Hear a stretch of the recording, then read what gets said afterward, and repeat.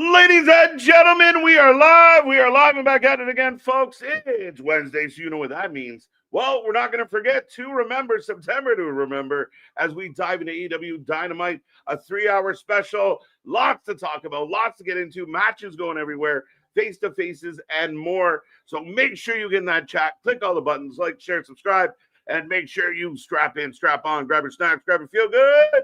Let's go.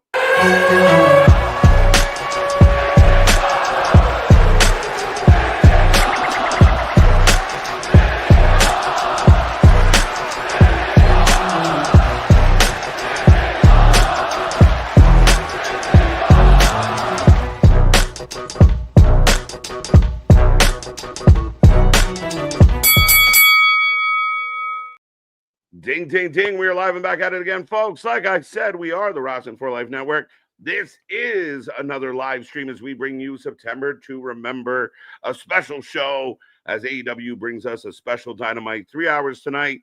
The Go Home Show for All Out. They're in London, Ontario, down the road from me, and they're heading to Toronto. It's going to be a fun one, folks, and I couldn't do this one alone. So that pretty face is going to be hanging out with me for the next few hours as we bring you all the live reaction to all your action. Like, share, subscribe. You got Hump Day in the books. Friday Junior tomorrow. The weekend is upon us. But if you don't know who we are, folks, I am Mr. Every Night, KJ White, the Iron Man of YouTube. And that is Big Nick. Ladies and gentlemen, boys and girls, children of all ages, the Wrestling for Life Network proudly brings you its YouTube tag stream champions of the world, the Every Night Delight, KJ White. I am Big Nick, and I feel September to Remember should move All out of its place on AEW's programming cards and everything. How do you figure? Well, we talked about of WrestleMania going to Saudi Arabia, that Tony should do something to where the WrestleCons can show up, the indie shows can have something in the U.S. Make that All Out around that time. We've never liked All Out and All In paired so close together and everything. It feels very weird. It'd be like having SummerSlam and WrestleMania back to back. Fair enough. So I think have this, separate itself out into its own show. I know it's adding another pay-per-view or anything. You could do this one as a gimme. Christ, they just did the whole tour in the 2300 arena. So why not tie that into Philadelphia there? This is very clearly a tie back to old ECW stuff. Absolutely, absolutely. But I agree with you. I mean, I think there is an opportunity here to do something domestically and kind of sell it as the the anti-mania, like sell it like that. And again, like you said, get a lot of indie promoters to come into that city and have a big event. Do it. That's what they should do 100% to me, especially with, if you want to be the true alternative of, you have all this backlash, this outcry, alleged outcry, internet outcry about WrestleMania going to Saudi Arabia. So now, Tony, you got a year to plan a big, huge blowout event, and that's when I think you do an All Out, and you have a September to Remember slide in. He could do these more. Would you rather him do a special 3-hour special show, even if it's just on Turner or something, and still leave Dynamite and Collision as your build-ups to it? Like, use a Collision like a Sunday Night Heat, use Dynamite like your regular weekly show, and do a September to Remember on a Turner on a Saturday for free or a Sunday for free. Maybe. I mean, again, I think there's options, but we've seen the weekends haven't worked out so well. Drawing people has become the issue. And we're going to talk more about this. And as always, folks out there, we start Wednesday with hope, with excitement. We want a good show. But a lot of people are complaining about counter booking. I said it last night, and I want to be positive. I hope this show is good. But the WWE and Triple H do not have to counter program Tony Khan. I believe Tony Khan is doing it to himself. If you look at tonight's card, there's a lot going on. There's a lot of who gives a shit on your go home show. A lot of it. A lot of tag team action. There's a lot of matches that are still getting fleshed out, the week of the show. Okay. So, and I don't like some of the matchups. Like, I don't like the Bang Bang Gang versus the Bucks to get into there. I think both of those teams should be in that tag team match. Well, yeah, and I mean, beyond that, we haven't seen much of the Bang Bang Gang, and then all of a sudden they get thrown into this, probably to do a job and take an L. The other teams feel thrown together this last-minute tournament. Now we're getting fatal four-ways and other qualifiers. It just feels last minute. It feels late, and maybe that's something like you said of, going into All Out, did we rush some of this? Again, if you're going to do this big special card, go 3 hours, make it big. I mean, you had a lot of news coming out of Tuesday night. If you want to compete with that, you got to put something on paper. Like, give us at least like a holy shit main event. Like for a TNT title, we're going to have this match. But you don't have any of that on this card. Technically, our main event would be, because it'd be at the end of what would be Collision, is going to be Roderick Strong versus John Moxley. Roddy, how much have we seen Roddy as of late? I can't remember the last time. I'm almost forgetting the faction's name of the Undisputed Era. What did they change their name to? The Paragon or something like that? The Pentagon. We haven't seen them in forever. No, we really haven't. And so Roddy fighting Moxley means nothing. Nothing.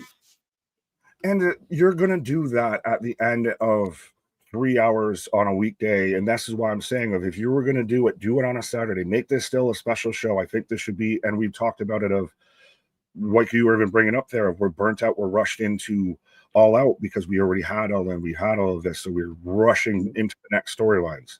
Yeah, and I just feel like what you are offering the fan base, and I know I took some heat from some fans today because I piped off about something, and we'll get into that later. But and people don't want to hear it, but this is terrible booking. This is not good. This is not planned out. Every week, just throwing together random 8-man, 8-women matches. They, thrown together tournaments last minute. Going into this, it's a lot of stuff on the card that nobody really, it doesn't move the needle. People aren't going out of their way to see what you're offering. Tony feels like, and we got to say hi to the people. I know I'm here, so I didn't need to take long on the intro. But Tony feels like he's a college kid that is just trying to make dinner and only has certain, like he has a box of ramen, some hot dogs, and some salt and pepper to make some fucking gourmet meal. Yeah. I mean, again, I think I've always kind of joked that, like, if you look at the roster, he has all the things in the cupboard. He's not Mother Hubbard. There's tons in that cupboard, and he just doesn't know how to put it. Like, he doesn't have, it's like baking, right? He doesn't know when to put the yeast in, or he doesn't know the timing. So he's got all the ingredients. He just can't cook for shit. And we're starting off with hope, folks. Yes, it's going to be a good show, though. I hope it's a good show. I want to build excitement for All Out. For those who don't know, we will be here on Saturday. We start at 1 p.m. with the pre-show of All Out. Then we're here all day long. We're going to watch all of All Out. We're going to watch WrestlePalooza. We're going to be your reaction to all the action. And we're going to have a fun one on a Saturday night. And there's lots going on the channel. Do not forget, we are raising money for the Bipolar Foundation, the International Bipolar Foundation, on behalf of Big Nick and his birthday. For those, I loved it. I put it out today, and everyone came out of the woodwork like, happy birthday. I've got so many respectful happy birthday messages, and I appreciate all of them. But my birthday is Sunday, not today. Right. I love it. I'm like one of those people that's got a birth week instead of a birthday. Right. And we're going to shout out to Clot2 in the chat, the first person to make a donation on the Facebook page. So big shout out to Clot2, and thank you for doing that. Thank you for supporting a good cause. And again, all day Saturday, we're looking for more subscribers. We're looking for donations. We're looking to have a good time. And we got all the wrestling we could ask for. But we should get to the chat, as we got about 5 minutes, and we're always behind on Wednesdays. But Zach's with us. Ian's with us. I'm going to rapid fire through. If Nick, you see anything of note that should be read, you'll find that one. Cherokee George with us. Ken's with us. Damien's back, the leader of the Hopium tribe. Sean Reed, good to see you. Clay Lewis, always a pleasure. I think Josh is in the house. Douglas, welcome back. Anthony Slate, it's a pleasure. We've got lots of Anthony's kicking around. Paul back with us. TK ruined AEW. We'll get into that later. I don't believe so, but yeah, that's a topic for another. Tony might have be causing more issues with AEW. Yeah, we'll figure that out. MDB, the jump is here. Let's go. Knee pads on the loose. Jake, welcome back. Alexis. She's over there on Twitch saying happy belated birthday, even though it's not my birthday yet. There you go. She's from the future. She's from near and dear. My cousin Alexis out there. Shout out. Dennis, good to see you as always. Let's go. Douglas, we got you. Jose's back causing trouble. Unbroken's got things to say. Kevin's with us. I like it. Klaatu again. Thank you for supporting the cause. And again, we do appreciate it. But MDB, we got you already. Woo! I was clicking on one from MDB, giving you credit. If KJ's an effing artist with a vision, love to see it. And I think Jose's out there mentioning, I can't remember the exact quote that he said, but he was saying we got, the serial killer letters and everything. We got the comic font. So, appreciate the style. We like to be on theme, Nick. We like to be on theme. We like to look pretty. Absolutely. Often imitated, never replicated, never duplicated. Facts. Right. Anthony, I got you. Welcome to AEW's Island for a 3-hour tour. Yeah, we'll see how this one goes. Mega's with us as well. Cherokee George. Alan's back as always. Good to see Alan. Dun, dun, dun. Jose, Mega. I got just about everybody. If I missed you, welcome. Hope you are doing well. Make sure you click all the buttons. Don't forget those little reaction buttons. It tells the algorithm that you're happy and you're enjoying the show. So click all the buttons. Let people know what's up. Don't forget to click that little bell, as you never know when we got something special coming your way. But ready? Yeah, absolutely, my guy. Well, I'm out of breath. MVPs out here. I hate being bipolar. It's awesome. Quoting Kanye. I know Kanye's controversial, but I do like his whole thing about being bipolar. It's my superpower. And that's, as someone who deals with it, that's kind of how I view it. Right. Eric, what up? Happy birthday, Nick and Patrick Mahomes. Eric, I appreciate it. And I would be so kicking myself if I shared a birthday with Patrick Mahomes. No, I share my birthday with like Bill Murray. Yeah, and someone else said there's a wrestling birthday you share, which made me chuckle. Where is it? We'll find it. Let me know, guys. Fair enough. Ransom letter font. Taco, what up? Twice. Philip, hi KJ and poor Nick. You're there to share the pain of Tony Khan booking. We're supposed to be positive out here. We're positive. I think you're positive he can't book. I'm positive that you got to put better things on the table. There's just too many things here that are just whiffs. That's the problem. I want to be like so into this, but it's just there's too much filler. Well, is that what it feels like? It doesn't feel like this warrants being a special show. It feels like this is kind of just here.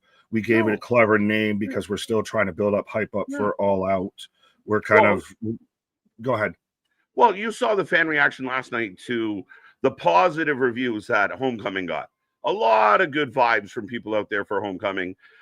So as a response, you're going to book Rachel Renegade or whatever it is. Which Renegade? Jig is up or loses out. Finally found me. Right, against Rio, not so Renegade. Like why is that happening? Even, Mortos is in another match. I don't know. But the show is about to begin, Nick. We're going to try and dial in. I know it's a little trickier with this one. Sync up. AEW needs like their own then, now, forever. Like friends, family, and Tony. Countrymen, lend me your ears. There we go. So I'm getting the opening sequence. I still have just $39.99 with an HBO Max subscription. Buy now. AEW All Out. There you go. $39.99 plus the cost of the subscription. Interesting. Yeah, so just for $59.99, you can watch just All Out and have HBO Max, or for $29.99. Now I got the intro. Okay, I got the pyro. Okay, I've got, and this seems to be like it's a special, different intro for September to Remember specifically. So let me know when you get the pyro on the stage, sir. Nick and I are dialing in. You can do the same. Did you get it? No, not yet. AEW Simps, Saps, and Sickos. I love that. Right. As I got the pyro now on the stage. All right. The ring lights up. It looks like we're going to kick off with a contract signing. With everyone's favorite AEW commentator, former commentator, Tony Schiavone in the ring. Right. Shout out to Spaz, My Life, which is probably someone I should know, but I came up on the list as My Life and Money. Top 3. That's your little crown in it. You use the super chats to get bonus points, but make sure you get in there. The more you chat, the more points you get. Get to the top of the leaderboard and Tony, go F yourself, Shivani, in the middle of the ring. Yeah, we got to talk about that during a I got a commercial pound of break and flesh. everything. But yeah, I saw that. That was the big news that kind of was going around the timelines earlier today. Well, let's focus. But there'll come a time where I get that off my chest. But here comes Hangman Adam Page. Are you surprised that we didn't go back to the MJF stuff with Hangman? It's been strange. It's been interesting because you were building, and then you branched off, and it was unexpected. I mean, I haven't loved the build. I'd rather Kyle be fighting someone else, like another, kind of a hot talent, somebody defend of value. The TNT title. Yeah, make the TNT title feel important. And then Paige is still messing with MJF, but it's been muddied. It's been messy. It's been lacking connectivity. Is that a problem that they were going to face of having no one left after someone takes down Moxley? Yeah, I mean, again, I liked Hangman. I think Hangman deserves it. I don't think he's a bad champion, but you had us interested in like, oh, it's going to be Hangman and MJF. I kind of like this. But then here comes Fletcher. Right. Spock's evil clone injuries messed up some booking. Maybe, I think. For sure. Yeah. I don't know. I mean, maybe things were supposed to be different with Ospreay, Swerve, other guys still in the lineup. Yeah, but then that's going into the whole other conversation we could talk about of people in the lineup and can't make good cards and all that. But Anthony's saying, will MJF cash in his contract? That would be a nice little thing to have waiting in the fucking wings. Well, we didn't sit there and switch the whole stipulation to now he's got to announce it in a week in advance because we don't want to do the Money in the Bank briefcase because we haven't done anything else ripping anything off. Yeah, it was so weird to take the idea, use it, and then arbitrarily at a media scrum, like just, I don't want to do this anymore. It's because they booked themselves into a corner with it, and that's why they had to have MJF switch the stipulations and get all messed up with that. And now we've got champ versus champ. Right. Would you do title versus title for title? I think it would make it a little more compelling, but then do you want Paige to have two belts? Does it force you to have a dusty finish? What do you do, right? Like, I mean, I'm a little torn with, again, I wish Fletcher was doing something important with like the mid-card division, If they had a mid-card division, yes. Right? MDB, you're far too kind, sir, but I will. It warranted. Trust me, I was giving this man the love before stream and everything like that. Because we had talked about y'all flatter me. You make a big man's cheeks hurt. Pause. You make a big man blush. Yeah. There you go. My name is not Money, KJ. No, it's Mega. Right. And we do got a super chat from. Oh, did I say money? I might have said money. Fair enough, but I got a $10 super chat from Spaz. Programming note to all Wrestling for Life family who've been checking out my live premieres recently. First off, I got love for you. I got nothing but love for you. Due to tech issues, the All Out Palooza preview has moved to tomorrow, 10:30. Thanks. Well, we appreciate that. Preview rolls off the tongue. All Out Palooza. Yeah, I mean, it kind of did. I mean, all my files are saved as All Out Palooza. Well, like I said, the Palooza preview runs off the tongue a little bit easier. We'll be here tomorrow for our Palooza preview. Right. People were like sending around today even CM Punk said the name's ridiculous. We all think it's ridiculous. Doesn't change it. That's what Tony should call if he did a WrestleMania. It'd be like WrestlePalooza. That's the thing, is that's what it sounds like. Right. Yeah, I like the intro a lot. Shout out to Sum 41, a good old Canadian band. I agree with you. I thought the opening package was a sweet deal. I like when they do like the special shows like we saw with NXT last night. Have the little special intro. I'm still hoping that they just keep that as the intro. And if I was AW, I'd almost keep that as the intro. Right. Or like the fuse, bring the boom shit. It's kind of old. Right. Daniel Berry, Sports Highlights. Welcome back. I haven't said that in a while. I feel like you said that yesterday. Did I? No way. Probably. Wrestle Rants, what up? Propunzo, let down your comments. So wrestling is done with curtains? Yeah, I can guess. you hear that? Yeah, the whole talk about the curtain. I guess so. I mean, we got tunnels now, right? I hadn't heard this curtain talk. Right. Still a fan of the drapes, but yeah, no more curtains. Yeah. Does mother know thou weareth her drapes? Grapplepalooza. Go ahead. Has anyone told Hangman Page the microphone picks his voice up just plenty fine? He doesn't have No. to scream every promo. No, because Tony's his promo coach. That's how you sound intimidating and imposing and enforcing. Right. If I say things louder and deeper. Just yeah, like it's intense. He's just I mean, again, I get what he's trying to push, and I've been a big fan of Adam Page. So I want to give him credit where it's due, but he kind of goes to 10 and stays there. Just he starts there and finishes there. There's no ebb and flow. Does it help add pomp a bit to everything? Does it? What did he just say? Wait. And now the crowd's booing. He just said something and I missed what he said, and now Callus is all say, if you lose, you get stripped of the title? No. Anybody in the chat want to clarify what just got said? I just got the end of it. I think you might be right, because it held everybody. Like Callus acted up. Fletcher kind of was taken aback. Yo, what's this? That scares me, so it must be. Yeah. But so that's so. You think that scares me, Hangman? Fucking. But now are you in a pickle? He's the kid from Jerry Maguire right now. Oh, that's jokes. That is funny, actually. Well played, sir. Yeah, but you're telling me that like you couldn't do the title match. You couldn't have done to where he's got to defend it 2 nights on the same night. Why would you not do title for title? I guess like we don't want Hangman to have multiple belts like everybody else. But then that tells you that.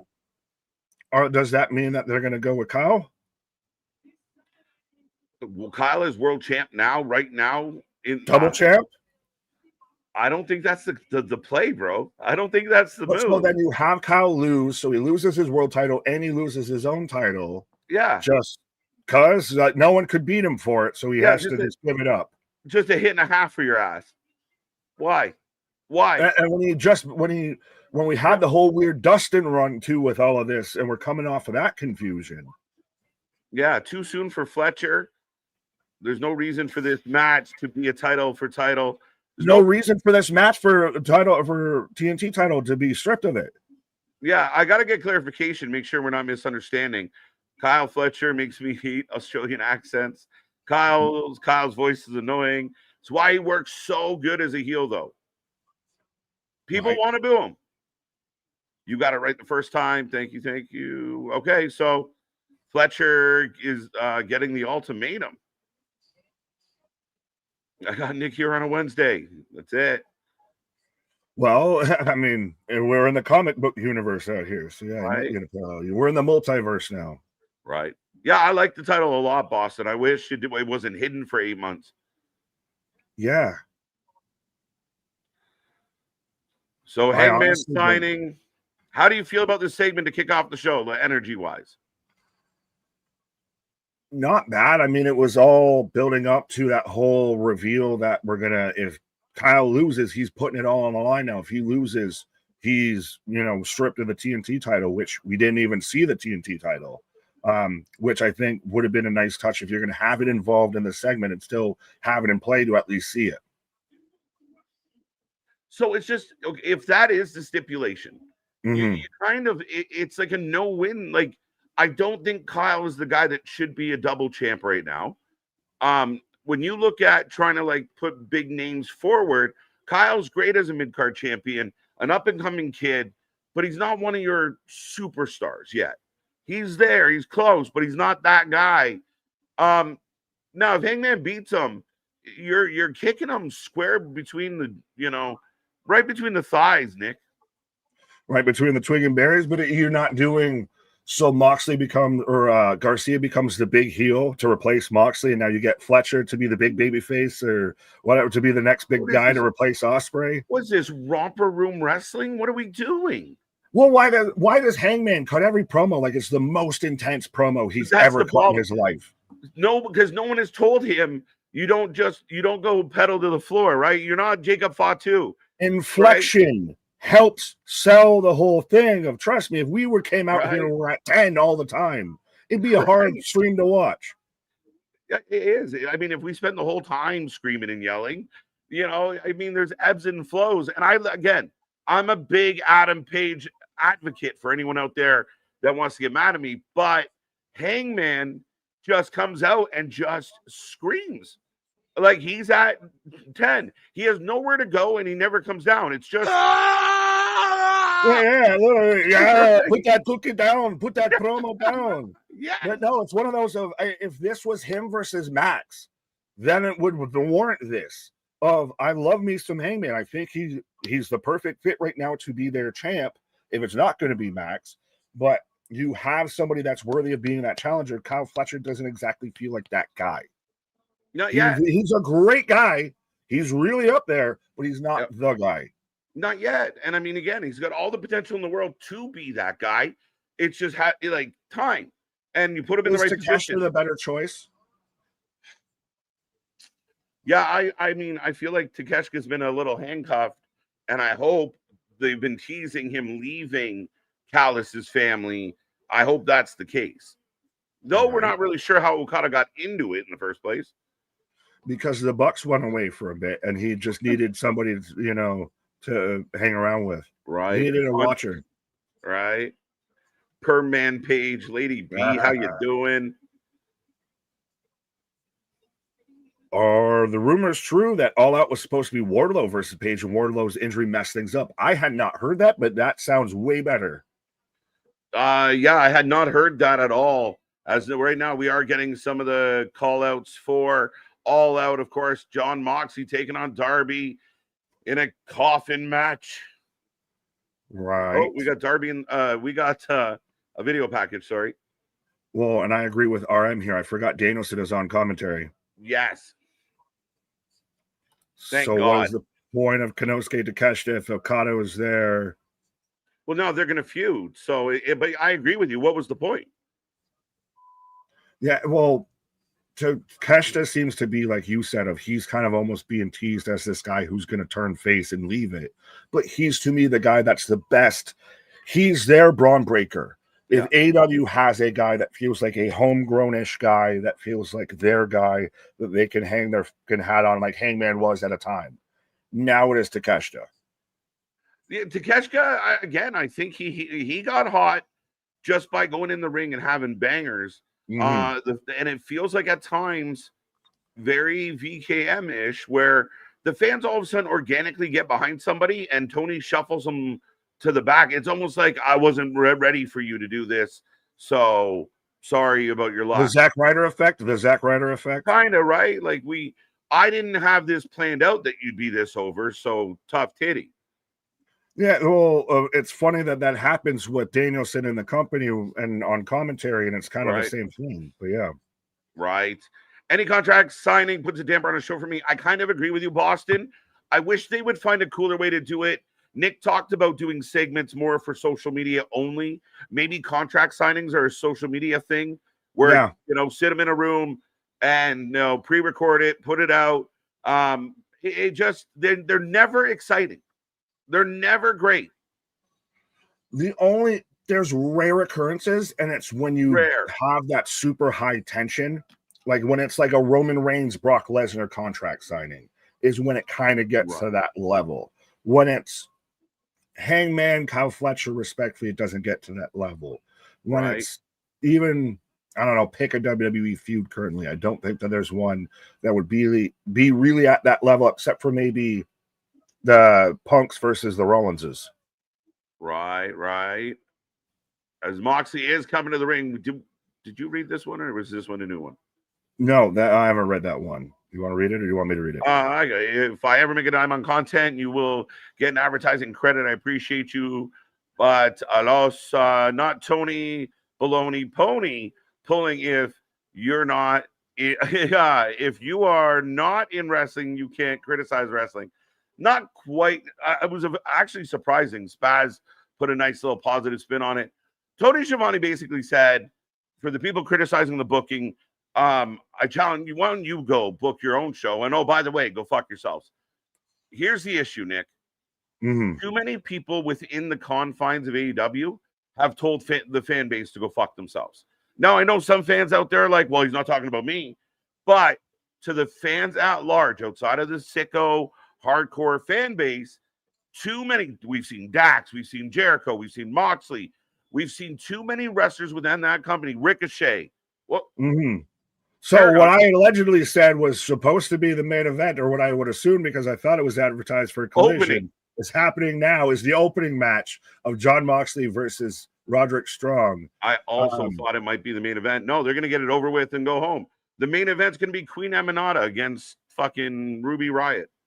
Destination unknown.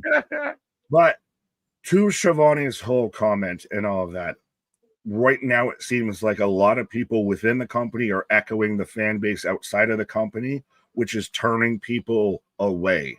It is turning people that are the casual people trying to look into it, if you think about it, if you are a WWE fan that feels dejected because you don't believe that you don't like the fact that they're going to Saudi Arabia, they're out ticket pricing you and everything like that. So, hey, let me take a peek at AEW and everything like that. I know I haven't been the biggest fan. I still don't think that they could.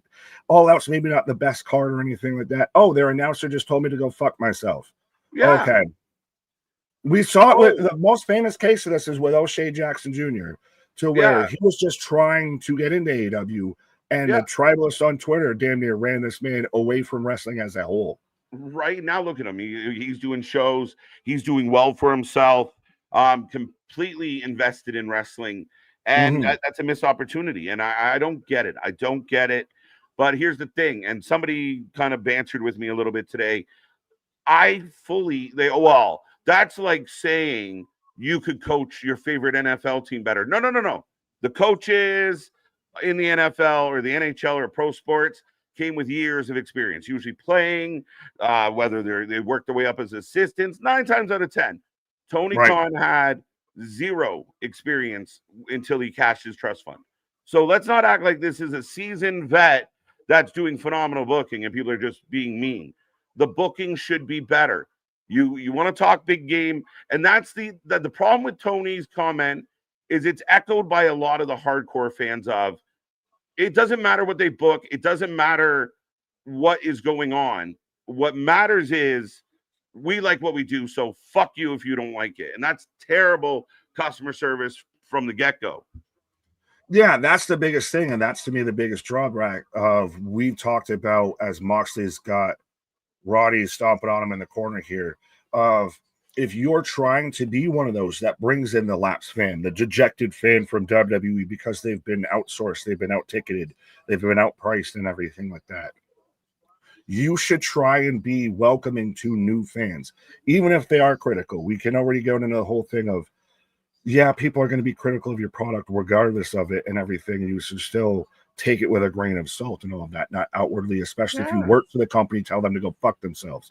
Let the fan base do that, but this encourages the fan base to act that way. Yeah. So now if I'm a WWE fan that is, I'm over this product. We've seen it. We've seen people say, I'm done with WWE because of the ticket prices, because of this, that, and the third. So now if I'm trying to get into AEW and their announcer, their lead announcer, the one guy I know on a podcast is telling me to go F myself because I might be a little critical of their company. Just shit, maybe I watch TNA or something. And what's MLW doing? They're on YouTube at least. Yeah, maybe we'll all go fuck ourselves. And apparently a lot of people already have. A lot of people have gone, by the wayside. And the analytics don't lie. People can say this is the best wrestling going. But right now I got a match in front of me with Moxley and Roddy, and I don't get it. Oh, there's Moxley doing his famous rollout. We've been talking about what one of their announcers, what their former commentator, their now in-ring contract official said on Twitter versus anything that's happening with this match. Right. So Shafir getting in Roddy. Hubby Robbie, by the way. Yeah. Now Kyle and is this just foreplay for them? A little bit. They're definitely gonna have that moment. Garcia out here. Why didn't we get any sort of a moment or anybody trying to confront Garcia as to why he heel We just turned? move on, right? We just and move the on. beat goes on, but Da-da. Roddy up and over. Moxley, 93% of the chat taking Moxley. But yeah, we got Moxley, Roddy, and I will say the London, Ontario crowd, and as we go to picture in picture, full of energy tonight. I heard there's about 3,000 people in the building out of possible 10. Now, I mean, we don't need to get fully into all of that. I mean, it's at least it's not like the 900, like the 2,300. Yeah, no, it's more. It's good 3,000 people. I'm happy for them. Should this again though should AEW, and I know it would be expanding their pay-per-view thing, but I don't even know if they have to do these as pay-per-view. Should they move these shows to have your weekly show as a go home to build into something like this to help separate the pay-per-views a little bit more?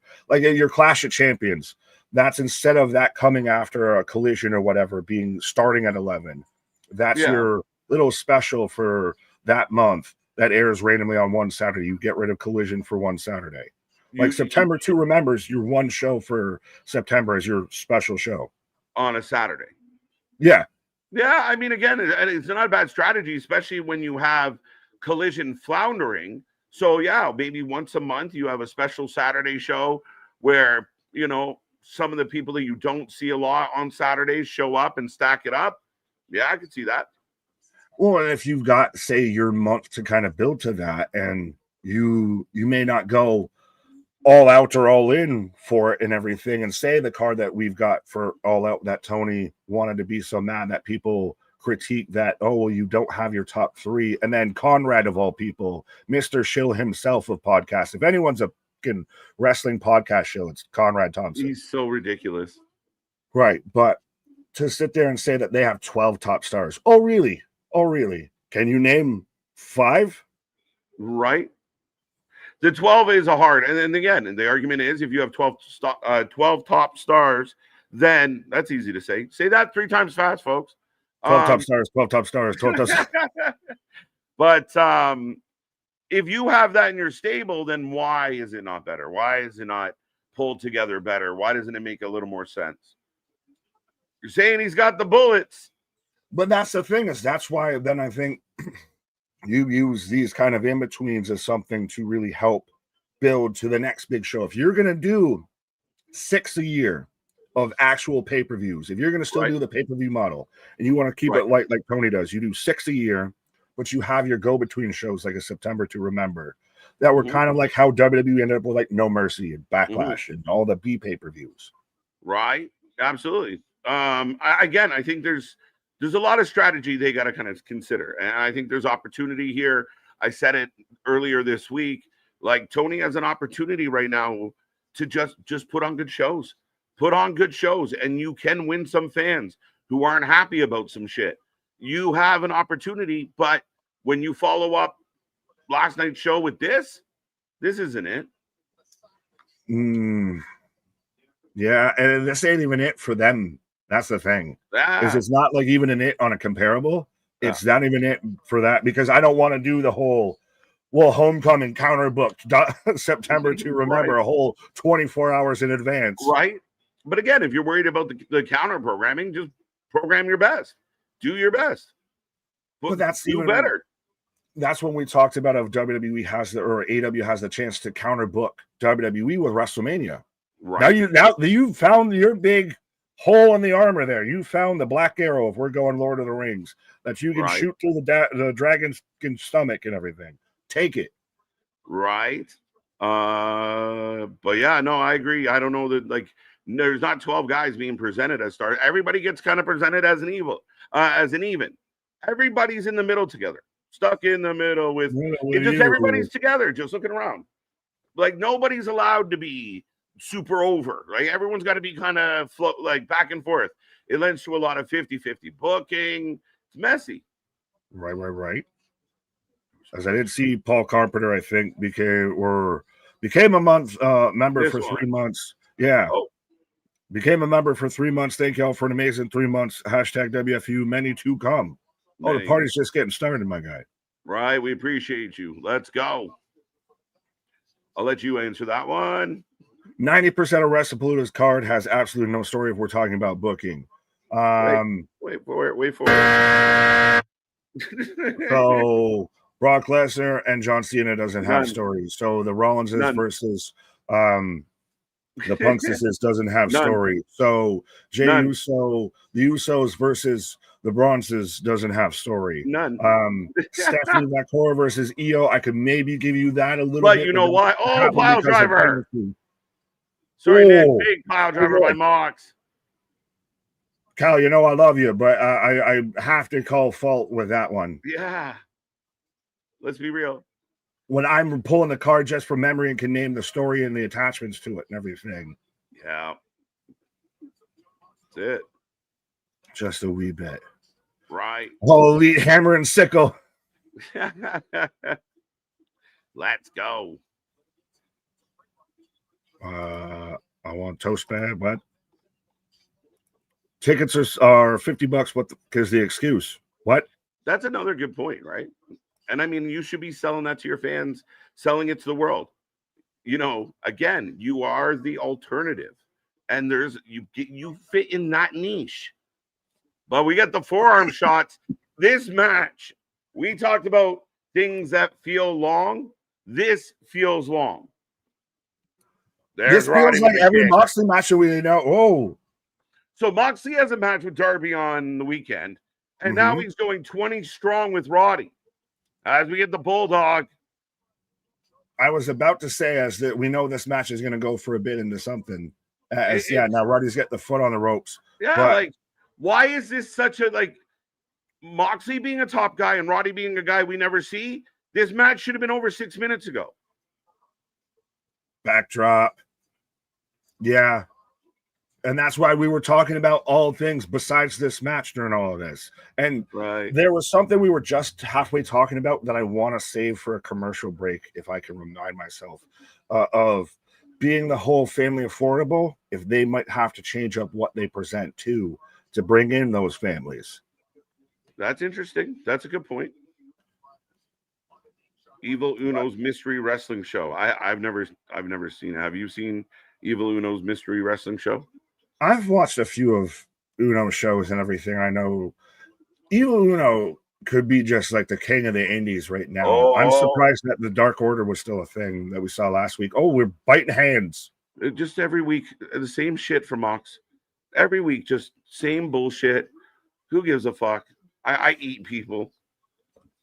We shirt people. I eat people. Hurt people. He bites people. What would I don't mind. Well, because, and I will say this, Ken, about Evil Uno stuff and everything like that. If he'll do like how we're doing the charity for the Bipolar Institute and everything like that, for my birthday. Evil Uno sat there and did like the world's longest wrestling match and all the proceeds and everything like that. It was a whole live stream to raise money for charity and all of that. Like, I will give the man credit of, he may be very niche and very indie and everything, and that's his pocket and good on him. And he tries to do right by doing stuff for charity. He's not trying to be one of those grifters or shysters or anything. So I'll give him credit for that. Yep. We got a super chat from Spaz. Michael Sidgwick of What Culture Today trying to sell the line NXT Homecoming was worse than Pandemic WWE with us. You can't be serious. Oh, that's awful. Sorry. We got the camera showing two guys pretending to punch each other in a horrible fashion. Well, they're wearing horrible clothing, but I mean, we need don't need to talk again. Let's be real. Like, let's hold everybody to the same standard. That looked awful. And Yuta with the trip, Roddy back into the Bulldog. So, again, another shit Moxley match.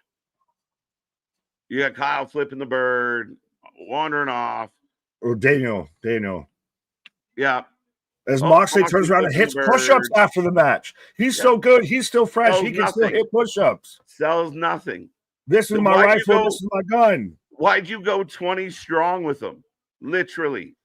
Right? But yeah, that whole take is just, that's gotta be just, I'm just hoping for attention of, I'm gonna say dumb shit just to attract comments hating on that, because you can't say that with a straight face. Right? Of NXT Homecoming was worse than the Thunderdome. Again, I've said it before and I'll say it again. Listen to the people that you follow. And if they never have anything good to say, it makes you wonder about a lot of things. If we're all having a good time at the party, why is this one person pouting? It's a very important question. And again, some of them just say shit to say shit. It was a great show last night. I don't care. I'll debate anybody on it. Facts. And that's the thing, is we do everything live, so we're held accountable literally in real time on everything. So if we were out there and completely say something entirely different than what we've said before, I'm pretty sure everybody in the chat would hold us accountable. We'd hold each other accountable. Yeah, man. As we are getting an MJF Mark Briscoe package, what's this match is going to cook? I hate this match and I love this match at the same time, Right. because it's two of my favorite guys going at it. Shout out Geekbox. Speaking of two of my favorite guys. But at the same time, this match shouldn't be happening anymore. This match shouldn't be here. This should be MJF. If he's not going to face Kid Mystico, then he should be doing something with Bobby Lashley. Then he should be doing something with Hangman. Respectfully, Mark Briscoe is so down on the fucking pecking order of who should still be involved in a match with MJF that I'm kind of mad that this match is happening, but I love that they're going to go hell for leather. Right? Yeah, man. It's going to be a great match. It's tables and tacks. Tables and tacks. Tables is that and for tacks. alliteration? Yeah. Tables and tacks in Toronto, folks. Right. As we go back to Collision. Even Tony has the most bullshit ass looking locker room. It looks like a fucking prison cell. Oh, what a culture is just a joke now. I honestly don't have much to say because I just, yeah.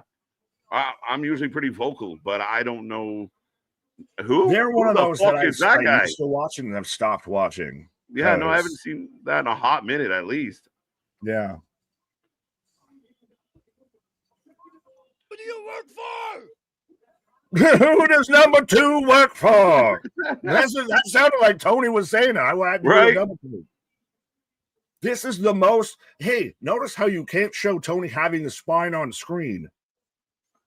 Sorry, I missed the last part because of this shit. I said, notice how you can't show Tony having a spine on screen. You can't have him fighting actually tooth to tooth and everything with MJF. So he probably recorded this in his own booth with MJF nowhere around him, so he didn't feel threatened for his life. So MJF's not happy. Tony behind closed doors, standing ground. I don't know why you do that behind closed doors, but okay, let's go. This is the same guy. I know you're the rant guy on Wednesdays and everything, but I'm here on a Wednesday. This is the same guy that they had as the biggest free agent in 2024 and sitting there cutting promos. Fire me, you fucking Mark, and all of that. And went hell for leather and was the biggest talked about guy in pro wrestling at a time. Now he has sat there and been in movies, multiple movies at this point. You still don't capitalize on a goddamn thing he's been doing. You can't figure out what fucking storyline he's supposed to be in anymore because the goddamn guy jumps from this, that, and the third into everything else. The Hurt Syndicate story just moved all the way along without him. He lost the world title, and then now you want to fudge around with all the contracts and everything. That was fucking stupid, and we've moved him away from that. At this point, how much have you diminished the value of MJF? If you had your golden goose, you had your Roman Reigns, your John Cena, your guy to be the guy that is the most talked about guy in pro wrestling, and you fucked up every aspect of it. From step A to Z, you have fucked it up along the way. Sorry.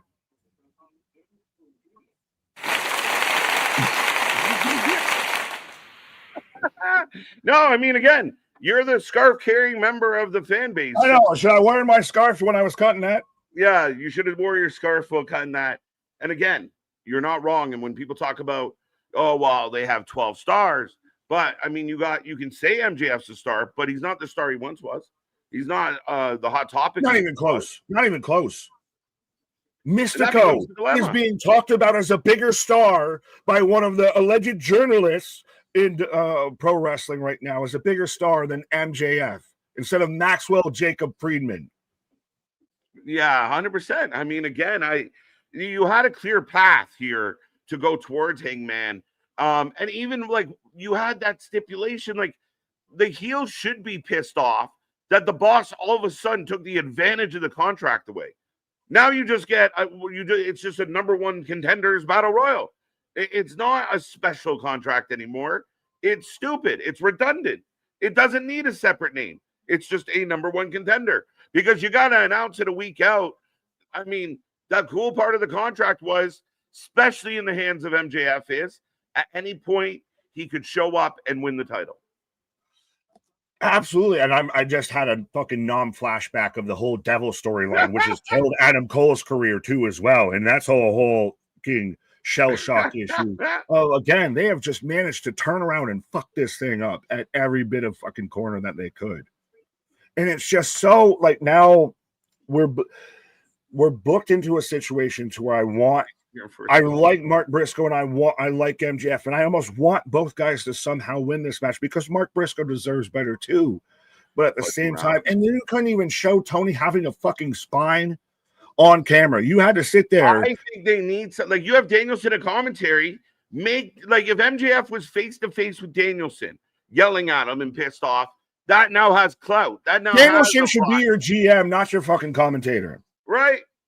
Let him come out and go, blood and guts. Well, even then, so you're telling me it feels like that segment feels like fucking Kevin from Home Alone when he's out there, playing the tape recorder, keep the change, you filthy animal type of shit. Because we didn't see Tony. We heard Tony, but we didn't see Tony. Yeah, that's kind of what it was, right? But here comes Ricochet.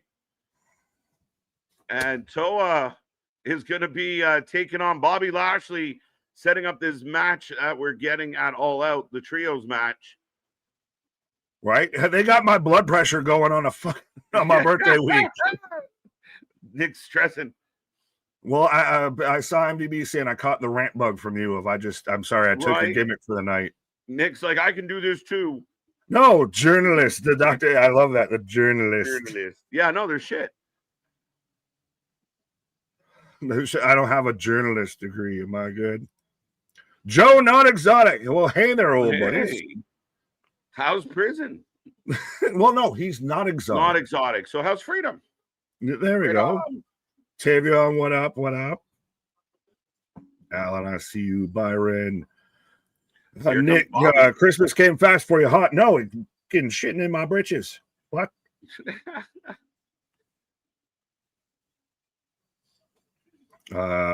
We need some Danhausen. Yes, that's what we need right now. So sorry, go ahead. Go ahead. No, I was just saying, so Bobby Lashley's big match is Toa Liona.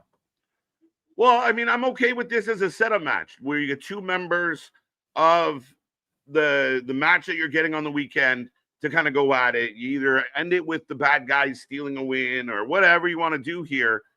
I'm curious to see if this is a good match. I like Bobby. I like Toa. It should be good. It feels like a regular weekly show match. I'll give you that. Yeah. It fits with the storyline, but yes. Sorry, I cut you off with the Danhausen. Oh no, Danhausen's he's locked in. I don't know if we'll ever see Danhausen.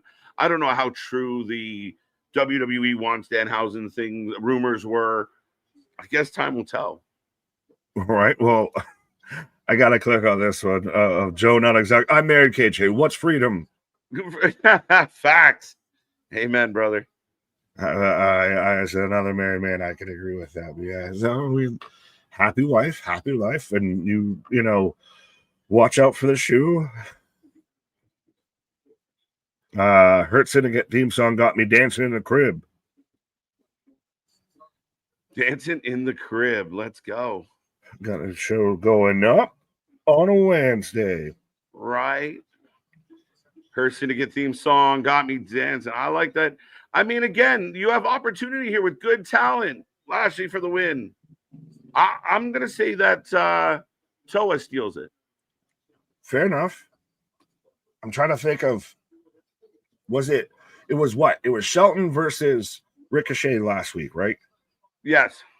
So we haven't even had Khan in a match. No. Well, fair. Did Ricochet win last week? That's what I'm trying to remember because you had the whole schmoz at the end of I couldn't tell who won or lost. Right, but if the Hurt Syndicate go over, if the Hurt Syndicate go over on the Go Home show, does that play into the pay-per-view? He who goes over on the Go Home show must go under on the pay-per-view? Maybe. The laws of wrestling? Maybe. I mean, it would make sense. Again, what are you doing right now with the Hurt Syndicate now that they've dropped the titles? Again, I think one of the things you went on your rant about MJF, and I know how passionate you are about MJF, but I think the Hurt Syndicate MJF relationship has been a big part of why people have fallen off with MJF. A whole bunch of shit has happened with no payoff. How is there no payoff to the MJF? And I'll let you talk to the people about it, but no payoff for MJF, the Hurt Syndicate. That's lost money. That's an opportunity. That's the biggest. That's something that should be at an All Out. That should be the match that happens at All Out. If you're not going to do, I know you're going to take your pauses. KJ's taking a pause for the causes. He set me up perfectly to rant again. But if you're not going to do a Hangman MJF run back at All Out, you do a Bobby Lashley MJF match. And honestly, I could be happy with whoever won that match because then you could start setting up Bobby Lashley as a world title contender. You set these guys going back after the tag titles and all of that. You still keep them as a threat instead of they lost the tag titles and now it feels like they're in this like albatross position of like, well, there's only certain people that we'll work with. Like how I wish I could put the poll up right now, but let me know in the chat if you think this is long-term storytelling between the Gates of Agony and Bobby Lashley. We had a big suplex off the apron on the outside from Toa onto Bobby Lashley, as I'm sure we're going to commercial here now. Yep, hard cut to commercial. But how should the Hurt Syndicate still be a threat? Do they feel a threat anymore, or are they just out there kind of filling time because they won't job to anybody or anything like that? The Samoan drop was unwarranted. Bobby taking a beat. That's kind of surprising. If Bobby should be a guy that should be, I would like to see a Bobby Lashley versus an Adam Page for the AEW World Championship. This match ain't leading you anywhere closer to that. I'll say that. Of Bobby Lashley should be a guy, and I don't want to take anything away from Shelton. Shelton could be a good. We could have Hangman Adam Page versus Bobby Lashley. Well, forget MJF for half a second. We could have MJF or Adam Page versus Bobby Lashley for the world title and Shelton Benjamin versus Kyle Fletcher for the TNT title at the same time on the same show if we wanted to really book it that way and actually act like Khan versus MVP. I'd actually pay to watch that match. Khan's super talented, but you could use these guys so much more as a threat instead of just now they feel like the authors of pain almost of like that they're there. They kind of got over for a bit, but we don't know how to book them without them having just destroying everybody. So we don't know what to do now that they've dropped the tag belts. Greetings from Planet AEW, says Aubrey. Is your last name Edwards? I'd love to know. But Spaz with a $5 super chat is real quick. I am in commercial break, so be a friend, tell a friend, like, share, and subscribe. We are the Wrestling for Life Network. We are the WFU. We're doing this for anything and everything when it comes to pro wrestling. Trust me, we've been out here watching Wrestling Revolver to GCW to Battleground Pro Wrestling, WWE, AEW.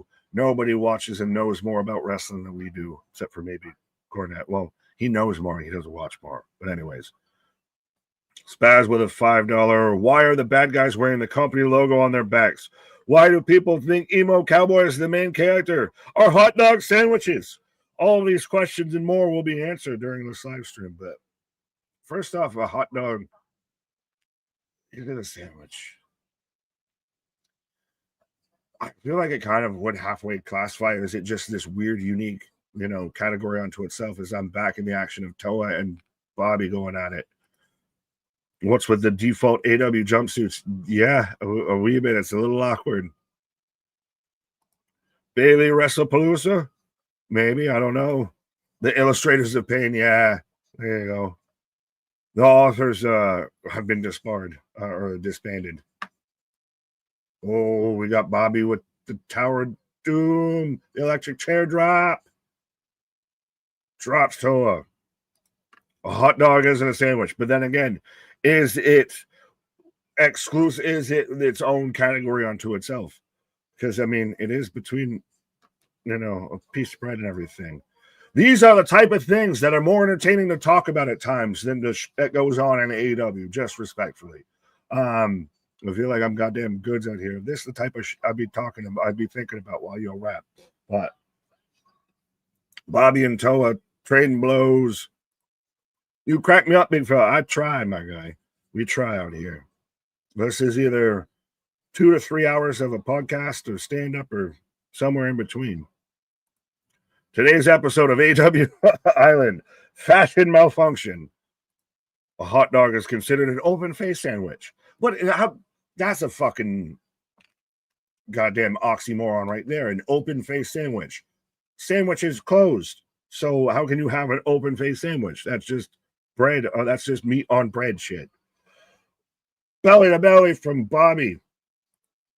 Meat plus bread equals sandwich. Well, that's, I guess, the root of it. It doesn't have to be meat. You can have a grilled cheese. Welcome to fucking sandwich talk with Big Nick during Big Beefy Boys slapping meat. Oh my God, the ocean of soup. Mind blown with the vitamins. I hate soup, by the way. Personally, it's flavored water. But I got Bobby setting up for, just eating all the headbutts. Just walk down. The Gates of Agony could still also be something in this tag division. I don't want to give full fucking blaring credit. Flatliner from Bobby. I don't want to give full credit to the Hurt Syndicate because they are great too, but Gates of Agony could be something. I like Khan. He's currently the is it the ASC, the Caribbean World Championship or something like that? Yeah. I don't want to try and take away from it. I just can't remember. Was he rose? Yeah, so what in the fucking Go Team Go tracksuit shit is this with Spear with Ricochet? Raisin is just technically an old grape. Do you remember? I remember. Thanks. Tortillas equal taco bread. Good God. Oh, MVP just knocked the shit out of Ricochet. Holy cow. Is this the first time we've really seen MVP get physical? Because normally he's been out there with the cane and kind of acting like, hey, I can't do too much. I'm more just the manager. But he can hooked Ricochet. Again, Ramsberg, you fucker. No, that was supposed to be a bounce. Well, that was supposed to be a pounce. It was more like a bounce. But Ramsberg, I know they're technically not people in the fucking match, but you're not going to throw anyone away from ringside. You're not going to break up anybody of fighting that outside. Anyways. What? MVP is living in his old days. He's reliving. Oh. The Hurt Lock. Oh. So it's fun. Oh, that's always like the smartest move with that of like fall back into a reverse pin there. 2 count. Will the Young Bucks main event the show? Shit. They actually might. The Young Bucks versus Bang Bang Gang. Maybe. Hurt Lock. And Ricochet instantly just swarms. It gets stomped by Ken MVP. Yo, and clatters the cane. Now, granted, I hate that if I'm following the laws of wrestling. He who goes over on the go-home show loses on the pay-per-view. But these guys don't even look like they're in the same fucking caliber with these guys. Ricochet and as they're chanting MVP, the Gates of Agony with Ricochet don't even look like they belong in the same league, the same caliber, anything, same conference, what have you, with the Hurt Syndicate.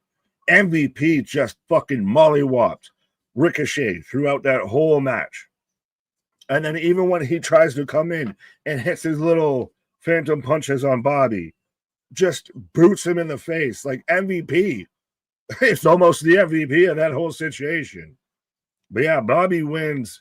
And did this sell you on this match, or did it make you, I don't know, want to go on to something else? But yeah.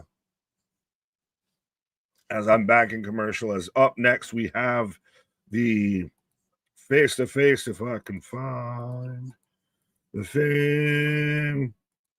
Maybe it's there, but we have the face-to-face coming up between FTR and Edge and Christian. Can we just call them Edge and Christian? I don't want to keep saying Cope. But yeah, we've got their face-to-face happening, and how fitting that's going to be at top of the hour. The face-to-face between the Rollinses and the Punkses was at the top of the hour as well. The Hurt Syndicate better not put these guys over. I don't know of the way that looked. They don't look like a credible threat at all. So it's almost at this point, why have the match? Because you've already beaten up the 2/5 of this team here, or 2/3. Because Jamie Hayter and her muscles should be out there later. Don't worry, we're still gonna get the 8-woman tornado tailgate brawl at All Out instead of getting any sort of blood and guts or war games or anything with the women. We're gonna get Harley Cameron. Serious question. Go ahead. It's funny that you said serious question as I read off Harley Cameron, but yes. Right, serious question. Mm-hmm. Not to interrupt. No, you're good. I mean, we're down for a good time, but we don't really tailgate here that much. Y'all don't tailgate? Well, not really, not a lot. That's not surprising. As prevalent. That's so weird. I mean, Christ almighty, that's part of how the Bills fan base made its name of the Bills Mafias. We're more tailgate than team at times. That's why it's a big deal when we go to NFL games, because it's like, holy shit, you guys are doing it up. You don't. If you did a tailgate party in Nerves, you're not serving, you're not, cooking up poutine in the parking lot, right? No, not often. Like every once in a while they'll do a special thing, but I think because of our like drinking in public laws and shit, you can't just smash it in the fucking parking lot unless you're. Oh, so you have these things called Law and Order. We just have that as a TV show. Sometimes. But yeah, I mean, again, it's just interesting. But didn't mean to interrupt. Hope everyone's having a good time. I mean, I actually kind of got into what's happening with the Hurt Syndicate. Everyone freaking out and cheering for MVP was, I mean, again, the guys were over. You should have had them over like this all the time. But he smashed Ricochet and all that. And also, I didn't even fully get it until people in the chat said it, and then I saw it again on TV to where you had the Gates of Agony Ricochet with the rah shish kuba AEW tracksuit merch and everything. Like, the fuck? Right. The Royal Tannenbaums out here. The Royal Rico bombs. The Royal Gemstones. Yeah. Yeah. But Shivani back in the ring. Hey, Tony, go fuck yourself. I'm tired of seeing Millhouse's dad with his shitty goatee and his fucking one gold earring. What does that sign say? I don't know. Grupe. I don't even know if that's English. All right. Cope and Christian. Babyface Cope and still heel Christian somehow. You think you know me. You can't even introduce them together. Ask KJ about hot dogs. Maybe one of the weirdest comments I've ever read in my life. It was halfway, because again, it was one of those during that match of we had the whole discussion of our hot dogs a sandwich that popped up briefly, because it was one of those of this is shit that's more entertaining than the shit we're watching right now. Yeah, I think officially, like for me, it's a subsection. It's not it's not. It's its own branch. It's its own genome subsection of shit that goes on bread. Well, and it might be a little of that because you don't know what part of the animal that ever could be. Lips and assholes. He said it first. What the established 1977? This man has a whole paragraph as a sign. I don't know what we're doing, but Cope's in the ring. I guess we're gonna do a separate entrance for Christian, which I don't really get and I don't understand. I know you're not a fan of the fact that we're doing the reuniting before Toronto. Well, should you have done the reuniting here? I wanted the build, like them to get back together going into Toronto. Like the Kip match with Luchasaurus meant nothing. You ruined the reuniting these guys after so long. The first match they had back should have been sold and put on posters for the first time in 15 years. Cope and Christian return in Toronto. That's the headline that you lost out on. So they could do a nothing match in London. They're gonna cheer regardless, my guy. He's in London. I fully hear He's you. Home almost. Yeah, but that's the thing is I fully hear you, and they're gonna pop now. Right? Is it a thing though too that they're not even gonna be the main event? No, not at all. But we're doing the crowd a cappella, and again, he's getting all the love from the hometown crowd. Best a cappella wrestling song right now. Might be that one. And like as far as I mean, in the sense of like, what do you got? Seth's O's keep going. Randy, I become man. Randy and Punk are in the mix. Yeah, I'll give you that. That might be your top 5. Not bad. As here comes Christian, still being a dick. Why not just turn him all the way over? That side is done. Flip him. Oh yeah. Bad time for that one. The late night menu at the Wrestling for Life now. Just flip it over. Oh yeah. But is this where you do that, like, to a little bit of your point, would you have had this be where they reunite and their last match is at All Out, or their first match, I should say? Yeah. No, you don't have all of that all in. No, it didn't make sense. And they're bringing out FTR now. Again, we're really taking our time tonight. Our table budget has apparently vanished. We only had one table set up for tonight. Right. MDP, I'm not clicking on that. Come on now.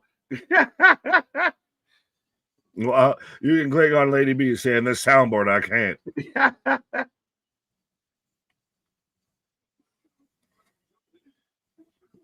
Oh, they're coming out with security. Oh. The dude. How you doing, dude? I'm a dude. She's a dude. We're all dudes. Hey. Right. Keep the chat coming. You guys are busy tonight. Let's keep it going. Let's keep it going. Is that fucking Santee right on the corner? Yes. Yeah, I laughed at that earlier. So I said, I know these people. Oh, I didn't know that. I didn't know. I was like, well, where's his ginger counterpart? He's there too. On the other side of the ring, so they can get dual perspectives. Right. There you go. So we got the two tag teams are going to face off. And I agree with Wrestling Rants. Now, could they have a good match and then be a lot of fun in Toronto? Yes. But I think doing what you did at All In was a wasted opportunity where you could have sold people. You could have had it on every ad. You could have had it on all your Instagram posts, all your X posts. Edge and Christian reunite in Toronto to take on FTR.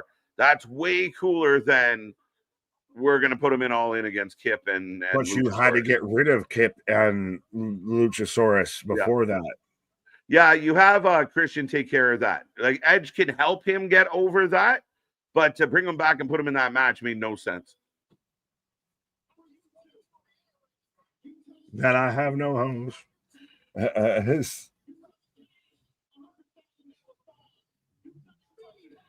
You touch Dax, $100,000 fine. You touch FTR should have sat there and they do it to where they constantly are yelling at the fans and everything. Why not go with a known content creator that's right there at the fucking corner? That you know that's going to be something that could maybe go viral-ish a little bit. Absolutely. So Bibbins is cutting a promo again, saying that they're going to disappoint. The crowd's kind of quiet, a little bit of a boo here. Is FTR anywhere near its pinnacle, pun intended? No. I mean, it's been so time. It's been rounded out. It's been weathered down. When was their last epic match? Their last really good match? Briscoes? Bullet Club. After the Briscoes. But the Iron Man match they had, with, that was it. But that's almost 2 years ago, man.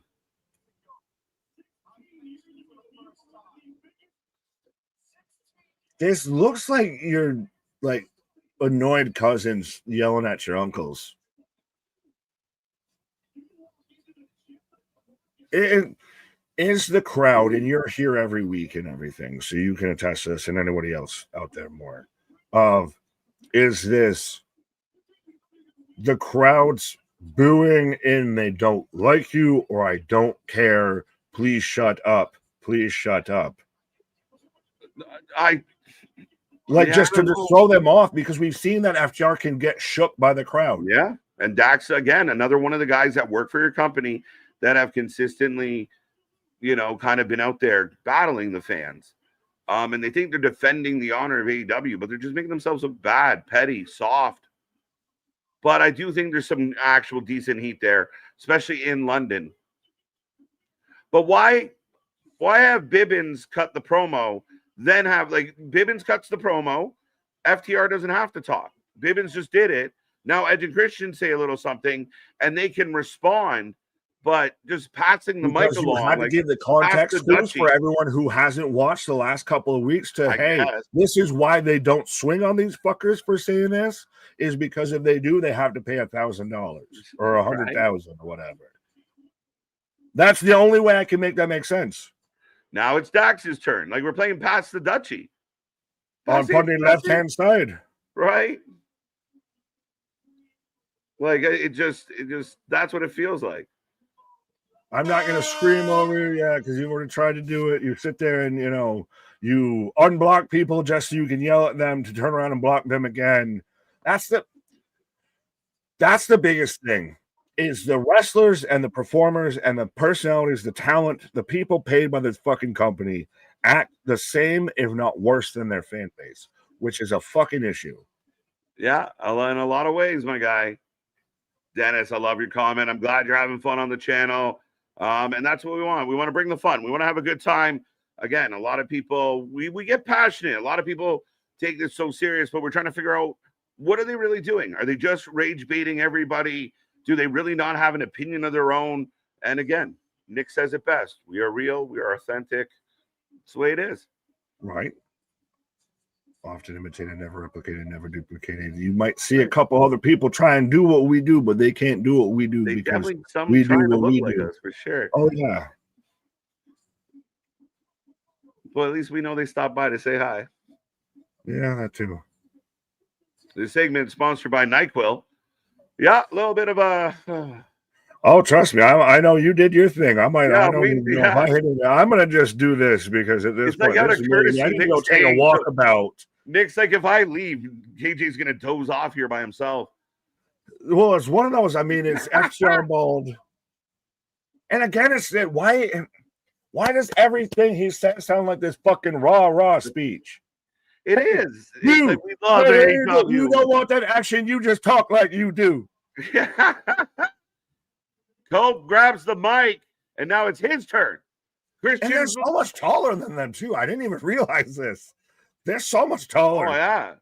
And they were small guys in WWE. Right? 1, 2, 3, man. How you doing? How you doing?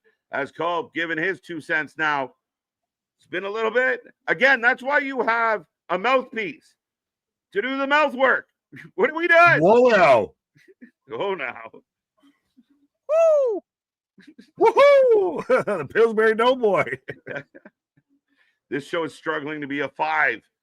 I mean, I didn't mind the Hurt Syndicate stuff tonight. And I kind of like, all right, let's see where they go with this. At least it's a rivalry. Even though, again, why doesn't anybody in AEW tap out? Nobody taps in AEW. Like, even in the UFC, you tap because you're not dumb enough. I'm so tough, I go unconscious. Like, everybody? Because everyone's a fucking badass, my guy. Right? Everybody wants to fight everybody. Right? You know why Austin got over so big when he passed out from the sharpshooter? Because no one else did that shit. No one else did it. Welcome to the club. We've been here for 25 years. Don't call it a comeback. I've been here for years.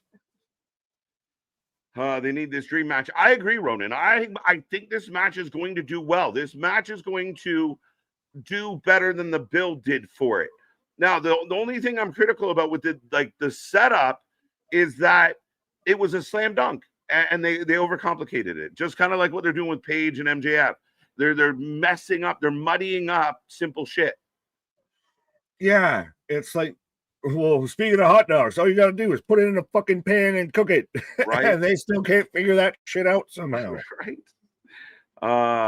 But yeah, you can edge it. You go stretch out those legs, sir. Well, I'm letting Copeland get his shit out here. I'll make sure you don't, pass away. Oh, what did Christian just say?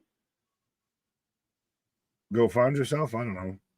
I kind of like them. Like, I know I've been like, I wish they both just were baby faces, but this kind of odd couple personality. Yeah, a little bit. Listen, their chemistry is insane. So they make it work. Got no hope. But it does it feel interesting that the same time frame where we're going to get the Hardy Boys versus the Dudley Boys, we've got Edge and Christian reunited. Just so happen to be, and we can't get all three of them to fucking coincide. The double entendre there is wonderful, Ruben, right? Nobody taps in AEW. Nobody, not even the fans. Nobody be tapped. No one expects the Spanish Inquisition. Unique New York. Shake your tail feather. Oh, unique New York. Unique New York. That's the best intro of that song ever.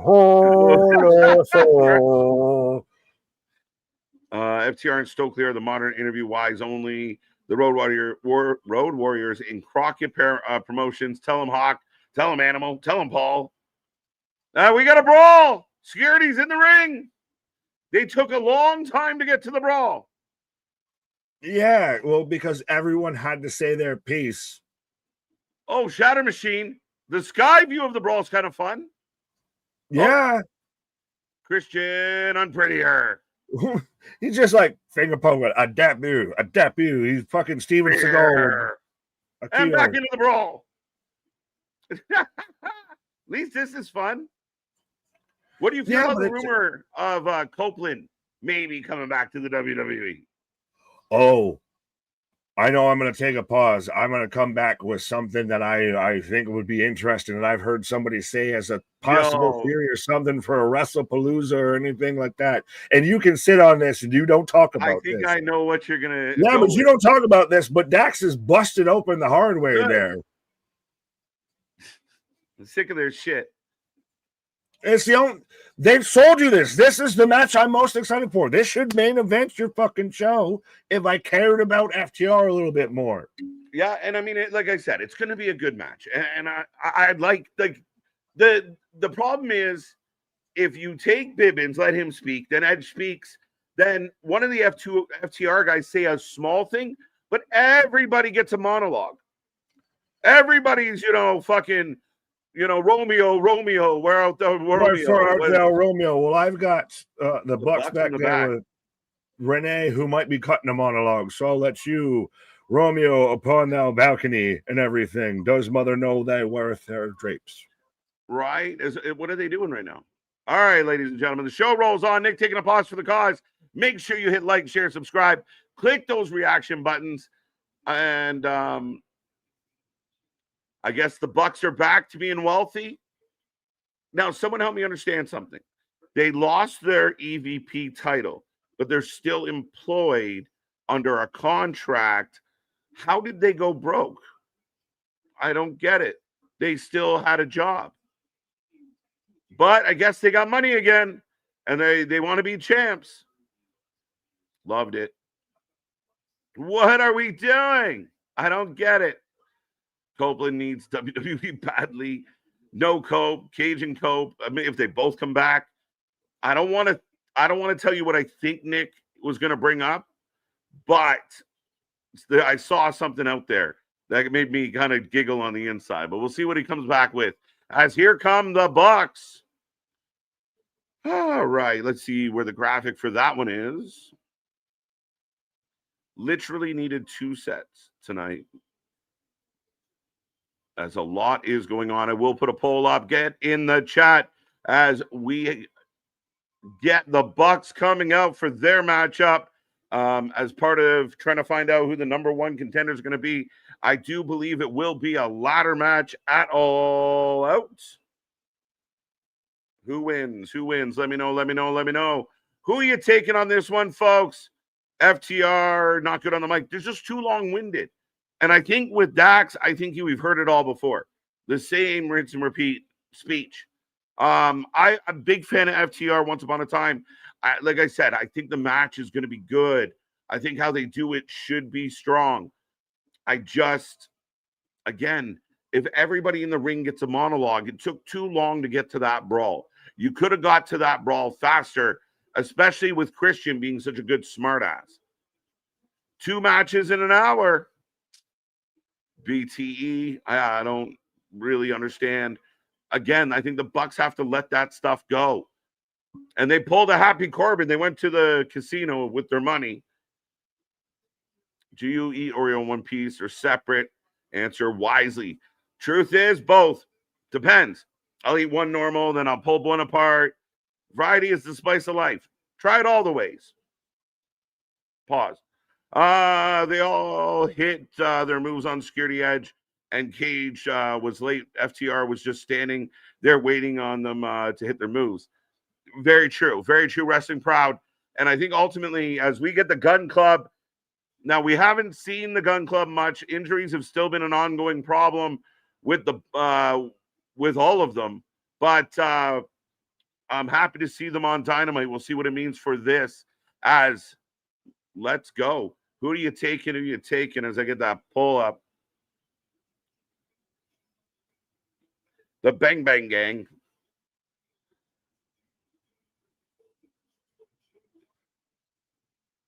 All right, get your votes in. Get your votes in. Let me know.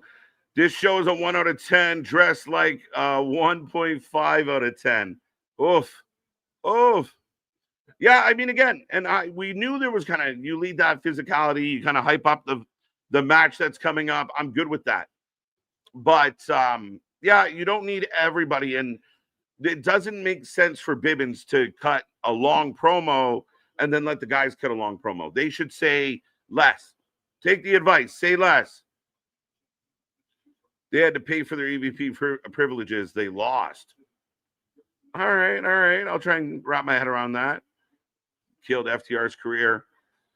Yeah, but FTR's, I kind of put them at blame, right? They're grown men. They made their decision. Dax always running out to the aid of Tony Khan, even when we the people out there, it'll come back to me. Even when he put it out, like he started criticizing Tony, Jake Hager. But you know, instantly Dax came to the aid. So who's to really blame here? But they haven't been. You can't give us one banger match every 2 years and say you're the best tag team ever. Young Bucks for the win. I'm with you on the Bucks. 79% of the chat taking the Bucks as well. Well, at least they're actually showing moves being made with the money. I can appreciate that. Fair enough. Biscuits, dip, and tea. I like a good tea and biscuit. There you go. A good tea and biscuit. No problem with that. I'm with you, Bonkers. Old Bucks for the win. Listen, the Bucks have something as far as they're good in the ring. They do too much of the same shit. Nice move. Getting the tag in, and off goes Matt, I believe. Missed the drop kick, but they sold it well. Gut buster, neck breaker. Like it. Nice combo. Again, there's something there. I think the problem with the Jacksons is they're just too immature. And that, I mean, no, that's how they are. That's their gimmick. They're grown-ass men, and they can be good heels. And you could actually have leaned more into their privileges of their EVP position. But everything they do is so childish, goofy, simple. And that's the problem for me. I dunk my Oreos till they get a little soggy, then I eat them. That's the way to do it, bro. Soften those cookies up. I paused in my head before I had to pause out loud. But yeah, no. Soften those biscuits up. Let's go. Used to like the Bucks, then it got old. That's it. And I think for me, I watched the Bucks in Japan, and I always felt like they were supporting guys. They were the mid-card guys, that hung around with the main eventers. I liked them. I thought they had crazy moveset, crazy athleticism. But then, I watched them in Ring of Honor, and it just felt like it was always the same thing. And then all of a sudden, there's this groundswell where they're a generational tag team and da-da-da-da. And that's where it really kind of got to me of, if they had just shown up in AEW and put on and absolutely stole the show and really ran the tag team division and proved that they were that great. But everybody wanted to give them their flowers, their accolades, before they had to earn them on the big stage. The middle-aged Bucks. I'm so ready for TNA. Possible invasion next week. A lot of rumor, a lot of buzz, Bendy. A lot of people thought maybe last night, but it did not happen. If anyone's wondering, we are in picture. How you doing out there tonight, folks? Hit like, hit share, hit subscribe. Be a part of the shows. Be a part of the family. We're about to hit another milestone. Help us be there. Don't forget, we're also doing a fundraiser. Go to the Facebook page down below. Click the button and give your donations if you're feeling generous on behalf of Nick's birthday for the International Bipolar Foundation. All the money goes directly there. So click on the link, go to the Facebook page, and we are giving out prizes for those who do go to the Facebook page and participate. So, and big shout out again to Klaatu, who participated already. He's the front runner to win a prize, that's for sure. The Dung Bucks. Anybody in the chat, a Bucks fan, I still like them. Frozen Oreo cookies are legit. Now, them in my Ninja and have ice cream crumble. Oh, blend it? Yeah. Let's go. Let's get a blizzard going. Hashtag SOP. It took me a second. What do you mean you're Ninja? KJ, this show is 3 hours, and we're still waiting for Deanna to be in something. That poor woman, Ruben. That poor woman. As this match does continue, as we are just past an hour 20, I would argue, and I can ask the chat out there, how do you guys feel? Has it been a fast hour and change, or has it dragged a little for you out there? Nice move. We got a 2 off the knee. When is Orange coming back? I don't know. Everybody seems to stay out somewhere between 10 and 12 months. It's like your vacation. The Dung Bucks got that one. I completely forgot about Orange Cassidy. He's going to get a huge pop, but what will he mean? What will you do with him? Right? Is he just the same? As the Bucks try and put money in the ref's pocket, roll up. 2-2-2. So yeah, now the Bucks are throwing around their money. They got all the Bucks. JD from NY crushed his cat skull because he said AEW sucks. JD from New York crushed his cat skull. Well, here's the thing, and I won't talk long about this. Everyone knows I've kind of been public about my 2 cents on that particular gentleman, but calling a spade and being fair, other than the fact that I don't think he likes any wrestling, which is interesting. So a lot of his AEW stuff lately has been true. A lot of stuff what we say here, he also says. But ultimately, the problem with that is he was so hardcore pro AEW for so long that his turn, it comes with some personal feeling to it, and I think people see through it a little bit. So that's my polite take on that, friends and family. Not paying the ref. What are we doing? MCMG, yep, for sure. I would agree with that. Why wouldn't you use a spoon instead of a fork? That makes no sense. For what? What have we done? Don't do it. You can make it work. Come on, we got 2 hours to go. An hour and a half. An hour and 38 minutes, son of a bitch. Hang in there, Denisha. Do Corey's comment. Oh, where's Corey? Ian, I'm not clicking that. Box. Geek Box, how you doing, buddy? We might be seeing you back. We're hoping to have you back. I'm a fan of the Young Bucks retiring. Does that count? I think it has to count at this point. Nobody's come forward and said, I am a Young Bucks fan. The Young Bucks are like the Nickelback of wrestling. Nobody admits they're a fan. You like Nickelback? No. Oh, nice drop kick by Juice. What the fuck is that, Juice? The Young Bucks. Oh, my bad. What's up, Dawson? Rick James. Let's go. I think TK is planning Young Bucks versus Edge and Christian. But I guess, okay, but why? Right? See? I mean, again, it's just hard to find somebody that admits it. So I appreciate you, Geekbox. I like them. I have a brother, fucking loves them. I think TK is playing. I got that one. Again, you have to get there. You got to bridge that, bridge that path and bring us there. Another kick, another 2 count. So another match getting a lot of time, and it's not been a bad match. Well, all right, give me a better comparison, Ian.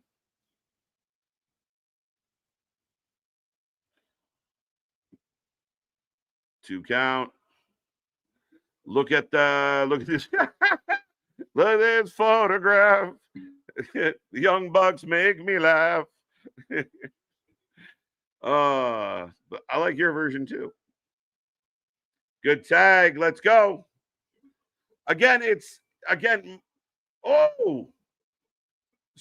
off into a blockbuster. Now we get the jabs. It's just a little sloppy, and that's being picky. And maybe some of the younger fans don't feel the same way. But for me, I want to see the tags. I want to see the psychology. I think it's a fun, entertaining match, but nobody, they don't even have a tag rope in this company. Oh, there you go. Sets it up. Hits the Abigail. I'm not calling it anything else. Speaking of bang bang. I had to figure out the buttons there for half a second, but this right. is how you remind me of what I really am. Old men. They're having all of their bigger matches right now. Like we're building this. This is the only thing that I feel weird when they do their special shows to where you have Dynamite that becomes Collision. They don't book it like it's an actual special show. They look at they book it like there's a Dynamite and then there's a Collision. No, you should build to a crescendo. Right, especially when you give it a special title. Don't just put a name on it. What are we doing? If you like it, then you should put a name on it. It's turning into karaoke night here. I mean, well, it's been more entertaining than the fucking millions and millions of the Bucks. And they were at some point obviously big enough and they were a viral sensation enough that they became what created this company. Oh, they were fucking way off on that. Holy shit on that Meltzer driver. They were more off on that Meltzer driver than Dave is on most of his points. Oh my God. Becky, look at that driver. Not good. But that I said it like it was a fun match, good, nice false finishes, some botchy spots, but it was fun. I would just like to see them do a proper tag match. Why can't we do like tag in your partner? Why don't we do things like that? Yeah. Well, that's just basic fucking wrestling fundamentals. That's not Bucks exclusive. That's company inclusive. When it comes to that, of just basic wrestling psychology 101 shit that goes out the window. Right. The Bucks, I'm surprised. Is it more of a detriment to them of the fact that they are EVPs, and they're still EVPs, even if creative says they're not, of a tag division of this company that tries to stake its claim as having the best tag team division. Right. Meanwhile, WWE's isn't great, but they're better than this. And again, we see it with like House of Glory, MLP. Like we watch it in these shows and we see good tag matches, even trios matches where the baby faces go for the tag, but the ref's distracted and they get the tag, but the ref waves it off. That kind of psychology, really going back to why tag team wrestling mattered and how, you sold us on tag team wrestling and the back and forth and the importance of a hot tag. None of it. It's just. They were a viral sensation at one point that caught sale. And that's what led to the foundation of this company. And it feels like they're a ship without a mast. Yeah, a little bit. And I think especially when they started the company, we're no longer EVPs. They had a chance, but I think as men, they got to mature. They got to grow up because everything they do is so childish. And I think they think it's funny, but it doesn't deliver. Let's get down to business. Did they send me marks when I asked for men? That is awesome. How do you feel? Well, wait, first, Geek Box. Mm-hmm. It feels like the Young Bucks are like the clap. You forgot that it's there till now, and then you get irritated feeling that reminds you.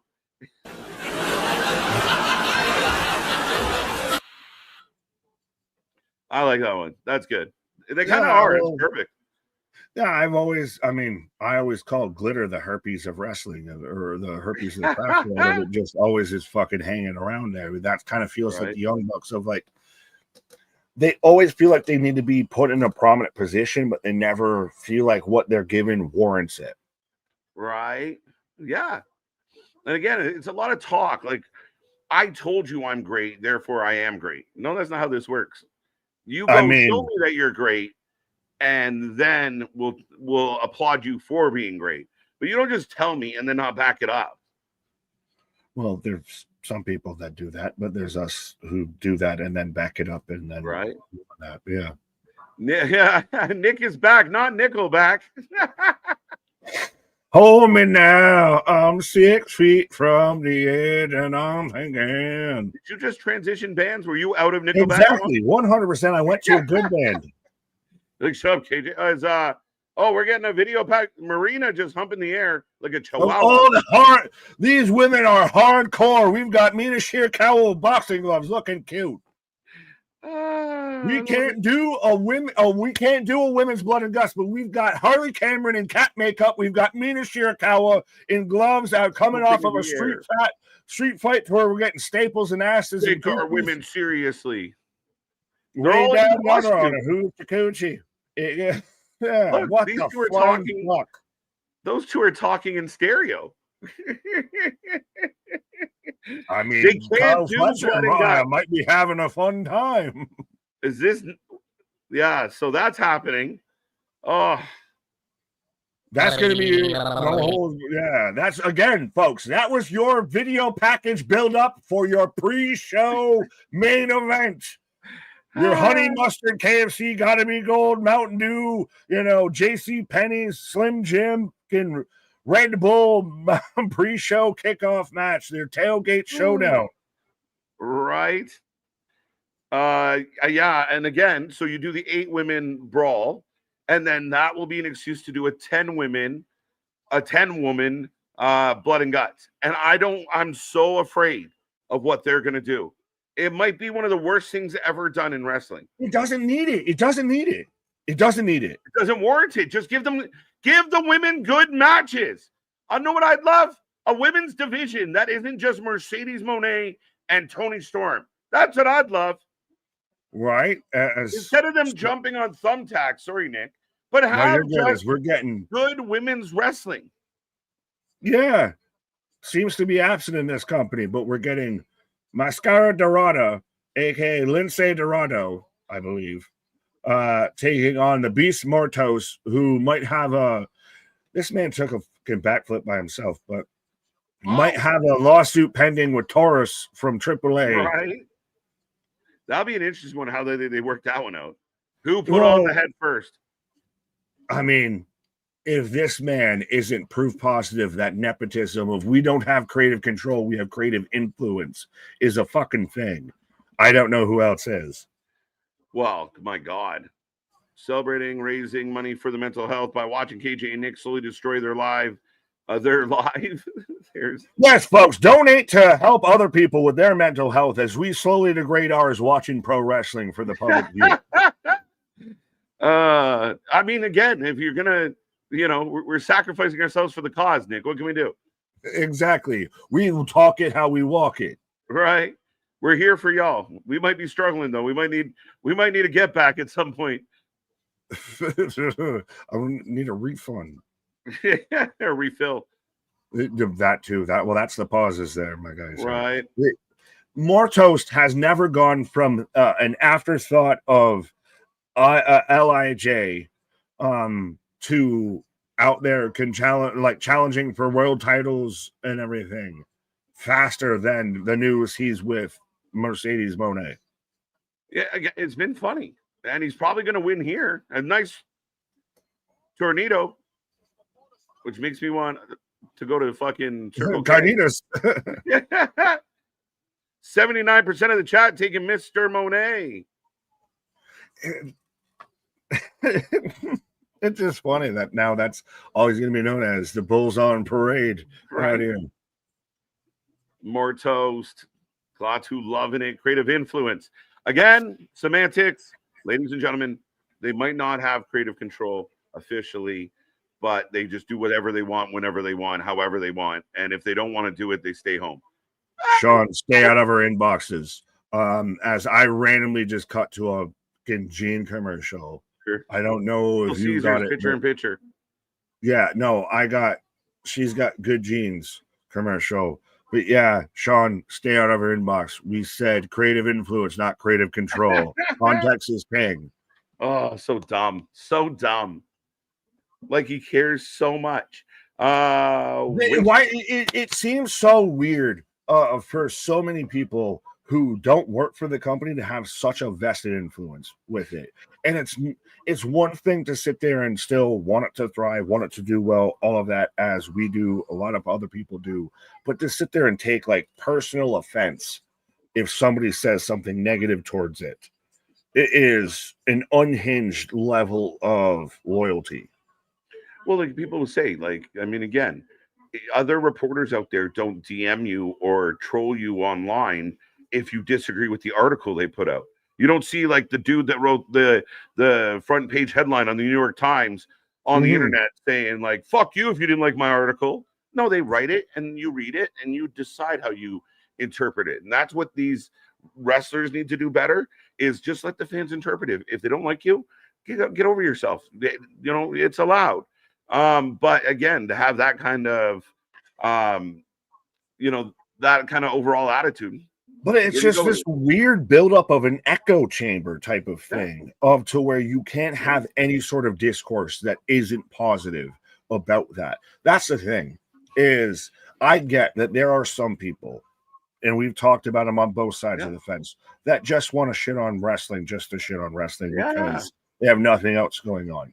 But people that genuinely have a critique, a criticism, or anything, or offer a suggestion, or hey, here's an idea, or whatever, I still want to watch you. I still want to tune in for everything. We're sitting here moving show times and everything like that, doing a whole marathon so we can watch All Out and WrestlePalooza at the same time. We're invested in the product. We want it to do it well and everything.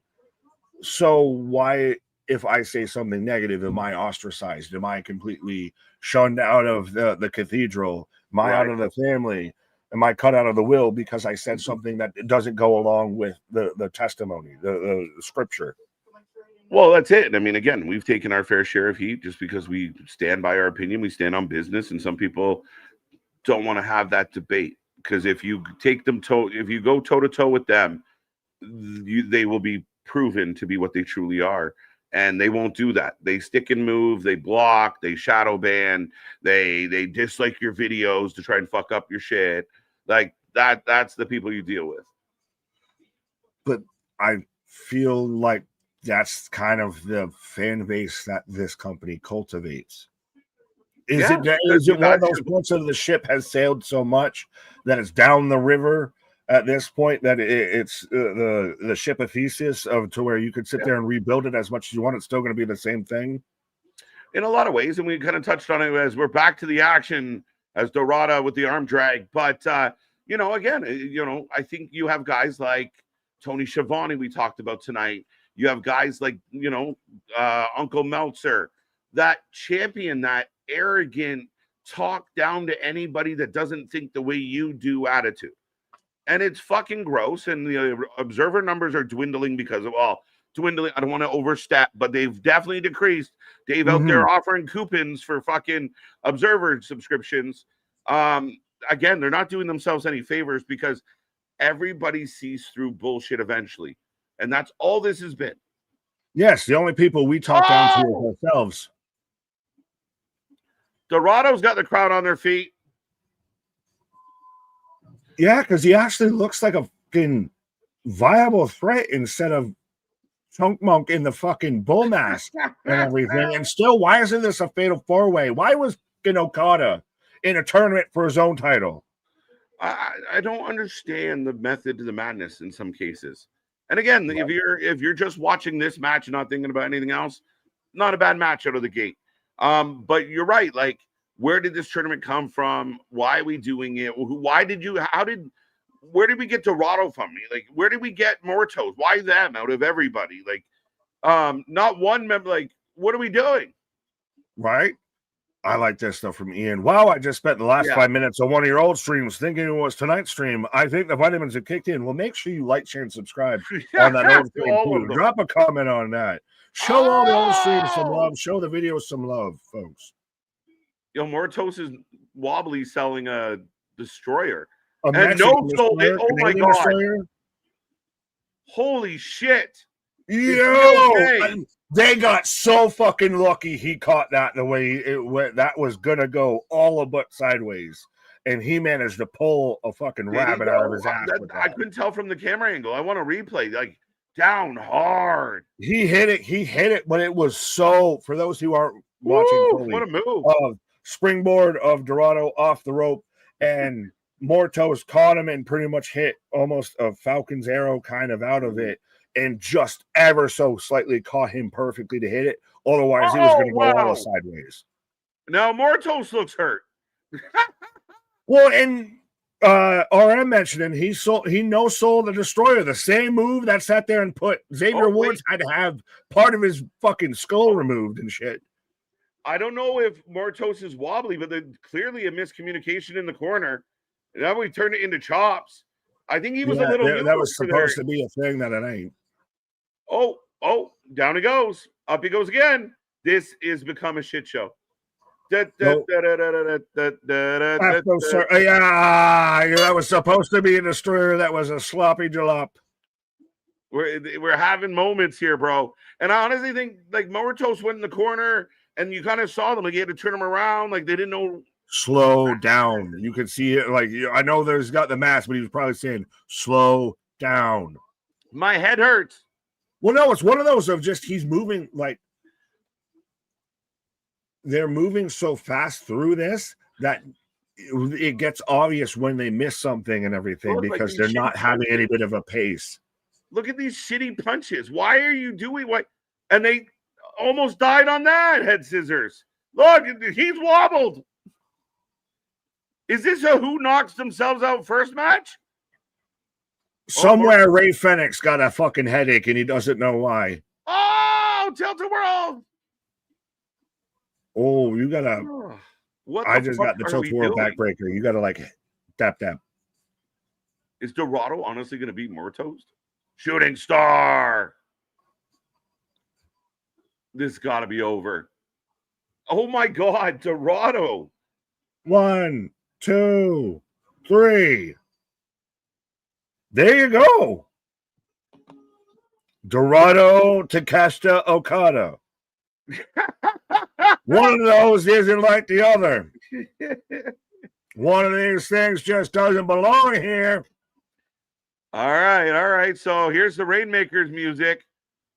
Now, based on the fact that Mortos has been in several main events, would he not be the guy that won this match? But I guess Dorado.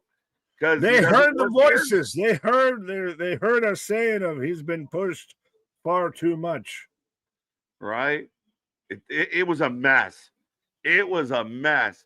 It was, again, it felt like they needed to just slow down a step. Like, take your time for half a fucking second. Act like something's impactful. Well, like it's like we just said with the fucking Bucks is if you do the same shit every match, you're bound for one of these. Like mistakes happen, botches happen, but it's because you're doing the same shit all the time, taking that risk all the time. You're fucking up more. You're upping your percentile. Facts. Well, and again, it's when you're doing everything's a flip. Everything's cohesive, connective work and everything. Nothing's, I'm hitting move. So we're getting Okada into question. So again, this is okay. Real quick, as we are setting this up, and Dorado looks like the biggest badass in the match. Doesn't even work here. So Moxley's match had a aftermath, correct? Mm-hmm. We had a brawl with the interview. We had a brawl after the last match. Now we have another fight moment after this match. This has become the recipe for a go-home show on Dynamite. Everybody just fights. Everybody that's going to have a match brawls. Because we can't, this is why we get the multi-person matches and everything, because we don't have actual storylines. We don't have actual segments that build anything. We have a lot of shit that all conglomerates together. Yeah. And then we act like this all is long-term storytelling or all. That's actually what I was asking when I was on one of your pauses of, like, even with the Hurt Syndicate and all of that. Is this actually long-term storytelling? Or is this just, hey, we had a moment and we don't have anything else, so we can throw this there and say it's long-term storytelling because it happened once upon a time? Yeah, I mean, again, I think it's my favorite term is pop-up book writing, right? So there's no real, you just flip the page and then it pops up with the next cool thing. There's no real art to the story, not a whole lot of deep. I can see Tony be like, an elephant, right? A Tyrannosaurus. So that's what it's kind of like. And again, there has to be connective tissue, and you're allowed to circle back to things, but you also don't want to do it in such a way that when someone circles back, it doesn't make sense. Oh, absolutely. It feels like, again, everything is never really fully thought out. So we're going to just put everything in a blender, and what comes out is what comes out. Yeah. It is the ground beef strategy of booking. I can call this a fucking hamburger and I'll sell it for $1, even though it's kind of a little this, a little that. Like, nothing feels clear. as to who is with who and who's mad at who and why they're mad and what their motivation, what the actual story is here. It just feels like, well, they're supposed to fight them now because they punched them. Right? Yeah. I mean, again, it's not, and this is where, like Tony Schiavone putting it out to people like you, like when he's shooting at podcasters, well, Bully Ray offered to book the show for free. Kevin Nash could probably do better. Like, I mean, it's not even that where you have high praise for some of the, I mean, we talk a lot about, Russo's thrown his hat, publicly said, I'll help you. There's a lot of people that around that Tony Schiavone thinks, go fuck yourself, but they're all watching the same thing going, what are you doing? Like, right, we've got our fucking hat in the game. Even then, normally this got our head doing this shit, but this got us doing that shit. Again, it's just there's a lot of people that get called haters or whatever for AEW that truthfully want to see it succeed and want it to be this clear-cut number 2 and everything, and challenge to be a number 1, offering strategies of how we can take down the global empire that is and everything. You're Luke Skywalker, Tony, and we're fucking cheering for you. Just some people want to be Yoda. Well, again, and the question becomes for me is, at what point does the line of people who are saying what they're saying get so long that you can't ignore it? At what point do you look around going, fuck, there's only a few of us here that are saying what I'm saying? No, because they keep viewing it if you ain't got 10 haters by lunch, then you failing. That type of view. They view it, the more haters you got, the better you're doing. As we got Tony Storm in the spotlight. Big chance. The biggest star in AEW in 2025.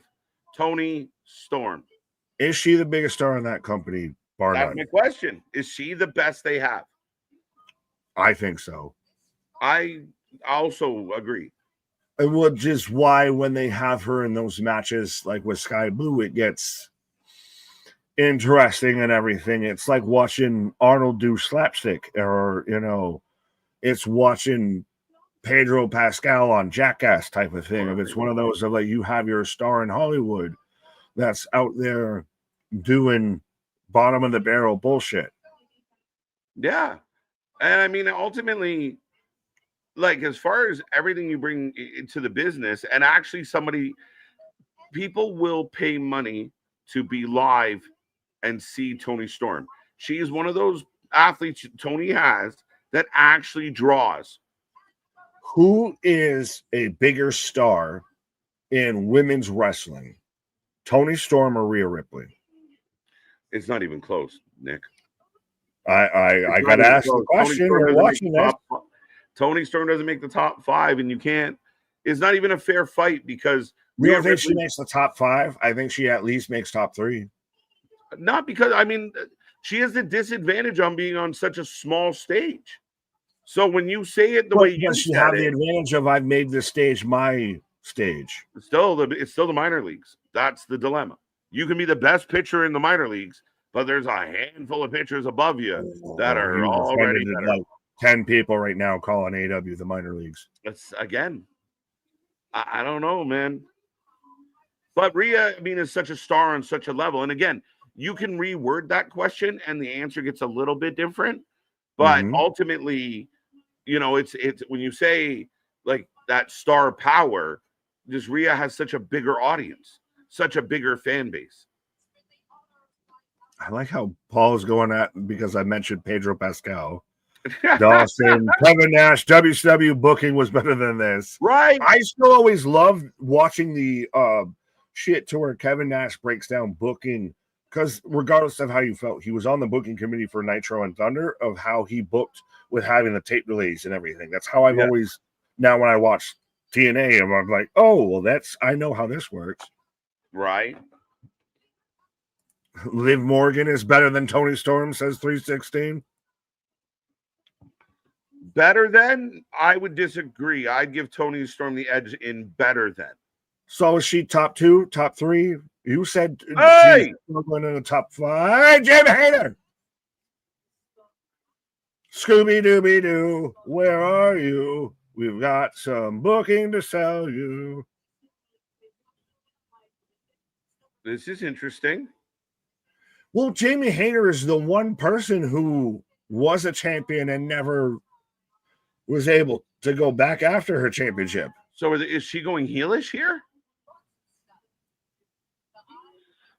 But Tony brings out the best in people because I like this little exchange. Well, And it's the Hayter's most selling us obvious a little. Tony Storm's felt and the most prominent Jamie Hayter's felt. Well, because she came back into nothing and been scooped On a pre-show. Yeah. Yeah, Statty's I'm here. all for the hair. Oh.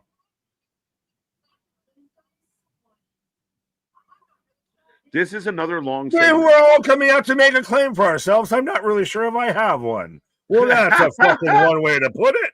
If it's undisputed, what's all the fighting about? Fighting about. I love that. Yes. Right. Get on the plane. Get on the plane. Fuck you. I'm getting in the plane. There seems to be less wind in here. Let Evel Knievel get on the plane. Right. Show me to put my seat back forward. Well, I don't bend that way. Okay, so triple threat. Oh, no, we already knew we were going to get a fatal four-way. As here's Thekla. Yes. And the ref. Why didn't the ref come out with the other ladies? Because Thekla is such a badass. Yeah, this bitch crazy. What She are we could win it. doing? She could What win it. are we doing? She She's could win fighting it. the camera. She could win it. She's like fucking. If I'm Tony, honestly, she wins it. Oh no! I made Tony Storm chase. I made something do something. No, bro, fuck that. You barely highlighted this woman. She's been in nothing but fucking a multi. Piss her get off the pot. No, you can't have Tony drop her title in a fatal four-way. After all this time, she deserves a rival so you can put over somebody. But so your main event of Dynamite of putting over a rival is Thekla versus Queen Aminata. I said in a no holds barred match. And so just so you know, sorry, Nick, coming up, we still have Riho taking on Renegade, one of them. We do have this match as well. Jet Speed taking on Luchasaurus and Kip. Yeah. This is your main event. I was looking at the card, but now every time you mention Renegade, I just keep thinking, the jig is up, the news is out, they finally found me. No, honestly, Nick, honestly, we watched what we watched last night, right? And we enjoyed it for the most part. But this is in your main event window. Is a woman's brawl. I don't even know why these women are mad at each other. Because femininity. Why is this happening? Because team babyface versus team heel. Like, what are we doing? Well, and fucking Thekla's the only one actually dressed like this was a goddamn street fight and everything. Remember when wrestlers used to change up their attire for a street fight and come out with jeans and tape fist and shit? Right? Thekla's challenging for the world title on Saturday. But see, this should be what we were getting on the show on Saturday, and instead we're going to build over the top to this pay-per-view that seems rushed and thrown together a bit, as we've got kendo sticks, a steel chair, fucking big-ass forearm there. It's crazy to me, dude. Make this shit make sense for me. Again, you guys are haters and no. Why is this on my TV right now? And why am I supposed to give a shit? The biggest thing is for everybody. We watch this every week, literally documented proof. We watch this every week. Follow along with everything. And unless we're deaf, dumb, and blind, this shit don't connect. This is all of a sudden I got the corner piece and the corner piece over here, and you're saying make it work. There is no reason. There is zero reason for us. We're not getting paid. We don't have an agenda. There's nothing. We just simply don't have a subscription service. We're not journalists. None of it. We get no perks, no advantage for favoring one company over the other. But last night alone, we're not even talking about Monday. where you got AJ Lee running around and Becky running around and Rhea Ripley and Io Sky, and you're setting up all this shit for WrestlePalooza, and John Cena's cutting promos. Then you go to Tuesday and you do the homecoming, and it's stacked, and there's people everywhere, and the matches are good. And then you come here and you get a botch fest. You come here and you get a sloppy street fight. Then you get, a brawl after every single fucking interaction, every segment, brawl. Again, this is the frustration of the fans that want to love the product. That want to cheer for it is I get a hard cut into a commercial and everything. Yeah, they have it. These two women have been feuded. Yes, I get that. And again, but think about it right now. The way that they've advertised this is that this is your main event of Dynamite. Or if you're going to actually view this as a 3-hour main event or a 3-hour show, so what's going to be actual main event? Is it going to be Riho versus a Renegade? Yes. This is the top of the hour right now. We're in a commercial. So we're going to come into the start of Collision on this match. Yeah. It is a defeatist attitude. It is we've already lost approach. It's a loser's approach to booking. Oh, less people are going to watch. Is that the issue when Tony moved all out and everything? Yes. That it's one of those he blinked. He runs his mouth a lot. He's like an annoying little brother. Spews off and spews off and spews off. But then when push comes to shove, little bro is still little bro and big bro is still big bro. And that's what Tony has found out. And I mean, again, in the last few months, he's done a lot better job of not saying as much stupid shit. But this is where he's boxing out of his weight class. He is not in this fight that he thinks he is, and he keeps getting exposed. Like your arms are just a little too short to box with God. Mm-hmm. Yeah, like you're in an arena that can hold up to 10,000 people. You only set it up for 3,000. I think you might have hit it. But again, if you are selling me on September to Remember and you're selling me on really a title match on Wednesday, tag title match, something, there is no substance here. It's just a cool name. That's it. Does anything tonight warrant this being September to Remember versus AEW Dynamite? This is fucking September to Forget right fucking now. But wake me up when September ends. But is it one of those of just we have to come up with some bullshit because Collision's getting moved because we had to move the show and everything? The show's on a Saturday. So we've got to come up with something of I would rather they take the time. And like I said earlier in the stream, if this was their once a month, they had a special show that was based around whatever. You had a Clash of Champions, you had a September to Remember, whatever, and it took out a Collision and it was on a Saturday and you built up to it being a special show and you saved your top 6 or so for pay-per-views, your top 7 even, and do that, you're doing way better. It's minor fucking details that are missing and lacking is the issue. Again, a lot of sloppy. Again, like you just did a neck breaker. From the angle they showed, it was sloppy neck breaker. And I don't want to nitpick the fuck out of the show. It's way more fun to enjoy it. But literally, they just show it, and you see, Theclis slip out of her arms, and both women fall to the mat separately. It is amateur hour on Wednesday, and it's embarrassing. I'm sorry, it's embarrassing that you're presenting this, and it's more embarrassing that there's people that are adamantly defending them no matter what they do.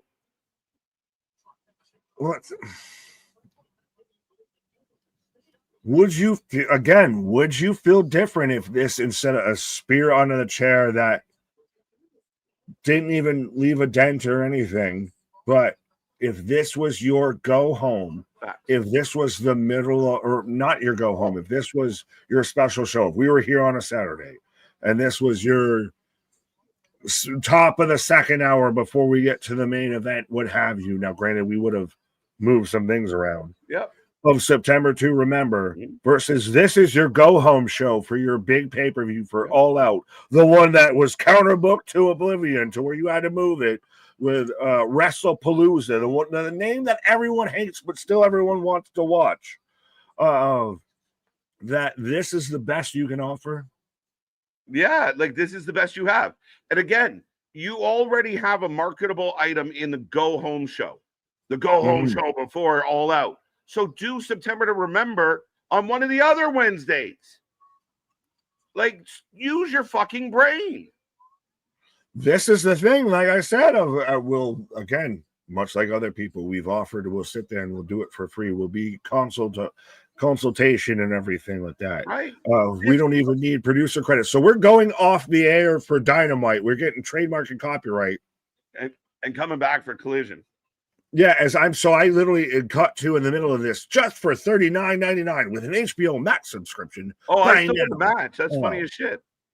Well, this is again part of the fucking issue of you're literally in the middle of this match. Trash can to the head. And again, it's just Saturday, you got shit coming up, and listen, I really do want to fucking support this, but it's a mess. Piss poor planning leads to piss poor execution, and that's what this fucking feels like at this point. Right. But that's how Dynamite ends mid-match. No, like, again, it feels so unorganized. And I think back to your point, I don't care what night of the week it was. You want to do it on a Saturday, nice move by Thekla, but you want to do it on a Saturday, fine. But if you're going to do a special show, and we talked about this with Night of Champions, you got to make them special. Book special shit. So, again, and I just realized this coming through this is part of the fucking issue. Again, rant number 2, I guess, of as KJ takes a pause for the cause. But for all of the millions and millions of alleged viewers on HBO Max and everything, of what is that fucking like bronzer or something wearing off on Tekla's pants? Like, does she work under fucking Mater? Why she got rust on her jeans? But anyways, I'm watching all of this on HBO Max. My Dynamite feed cut completely off.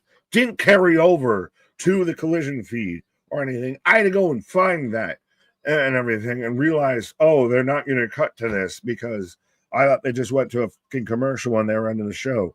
But like, that's how much this is the platform that people fucking champion, that, it wins. It's got millions and millions of people watching it, but it won't even cut over and to the continuation of your fucking show.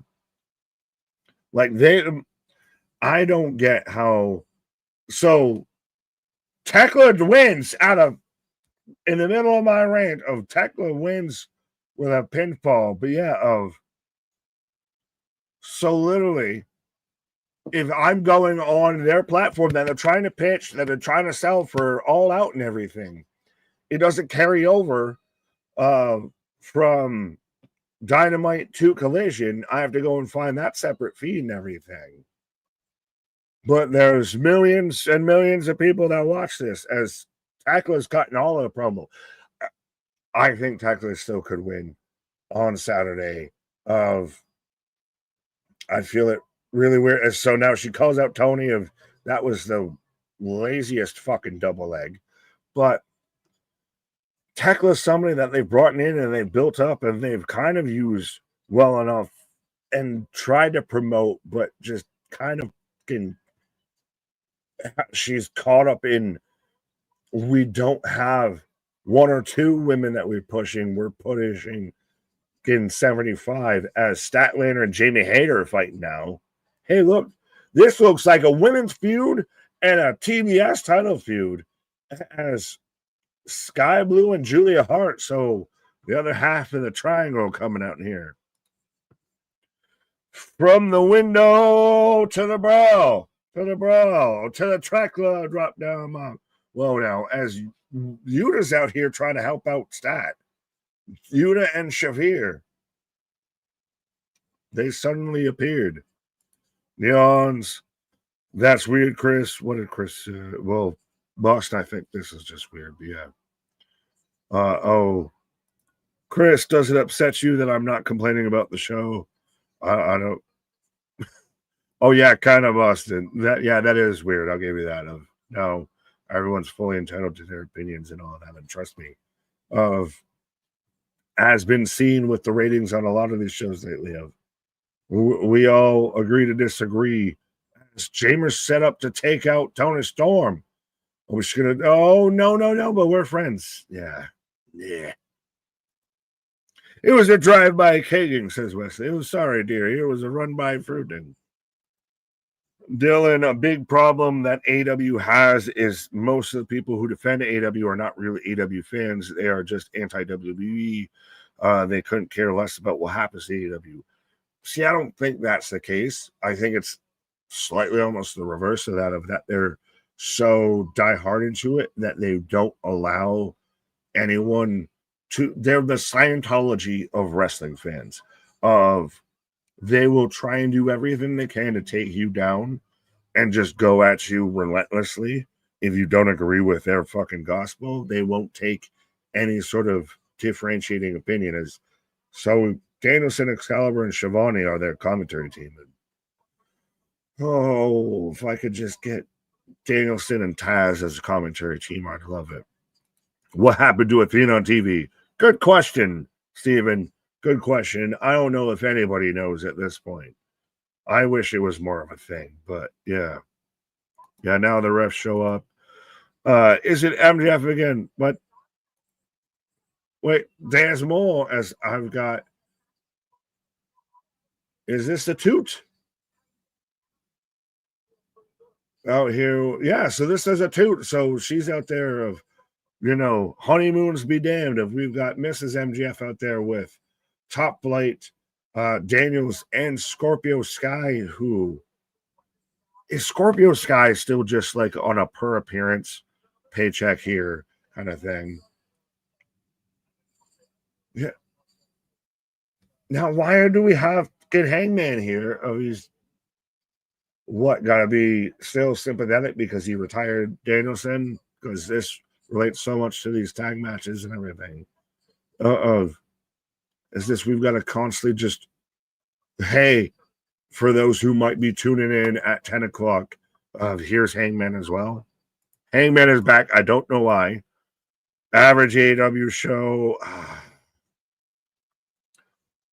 What is Daniels like Top Flight's fucking manager now or something? I thought he was supposed to be a general manager figure at something.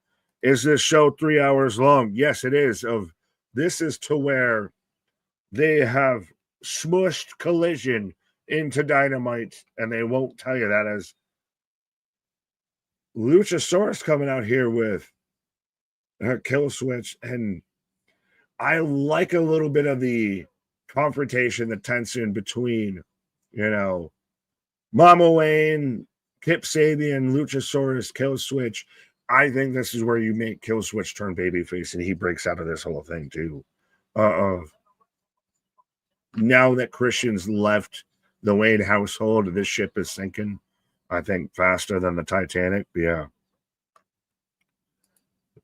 Top Flight, the man event. Are you shitting me?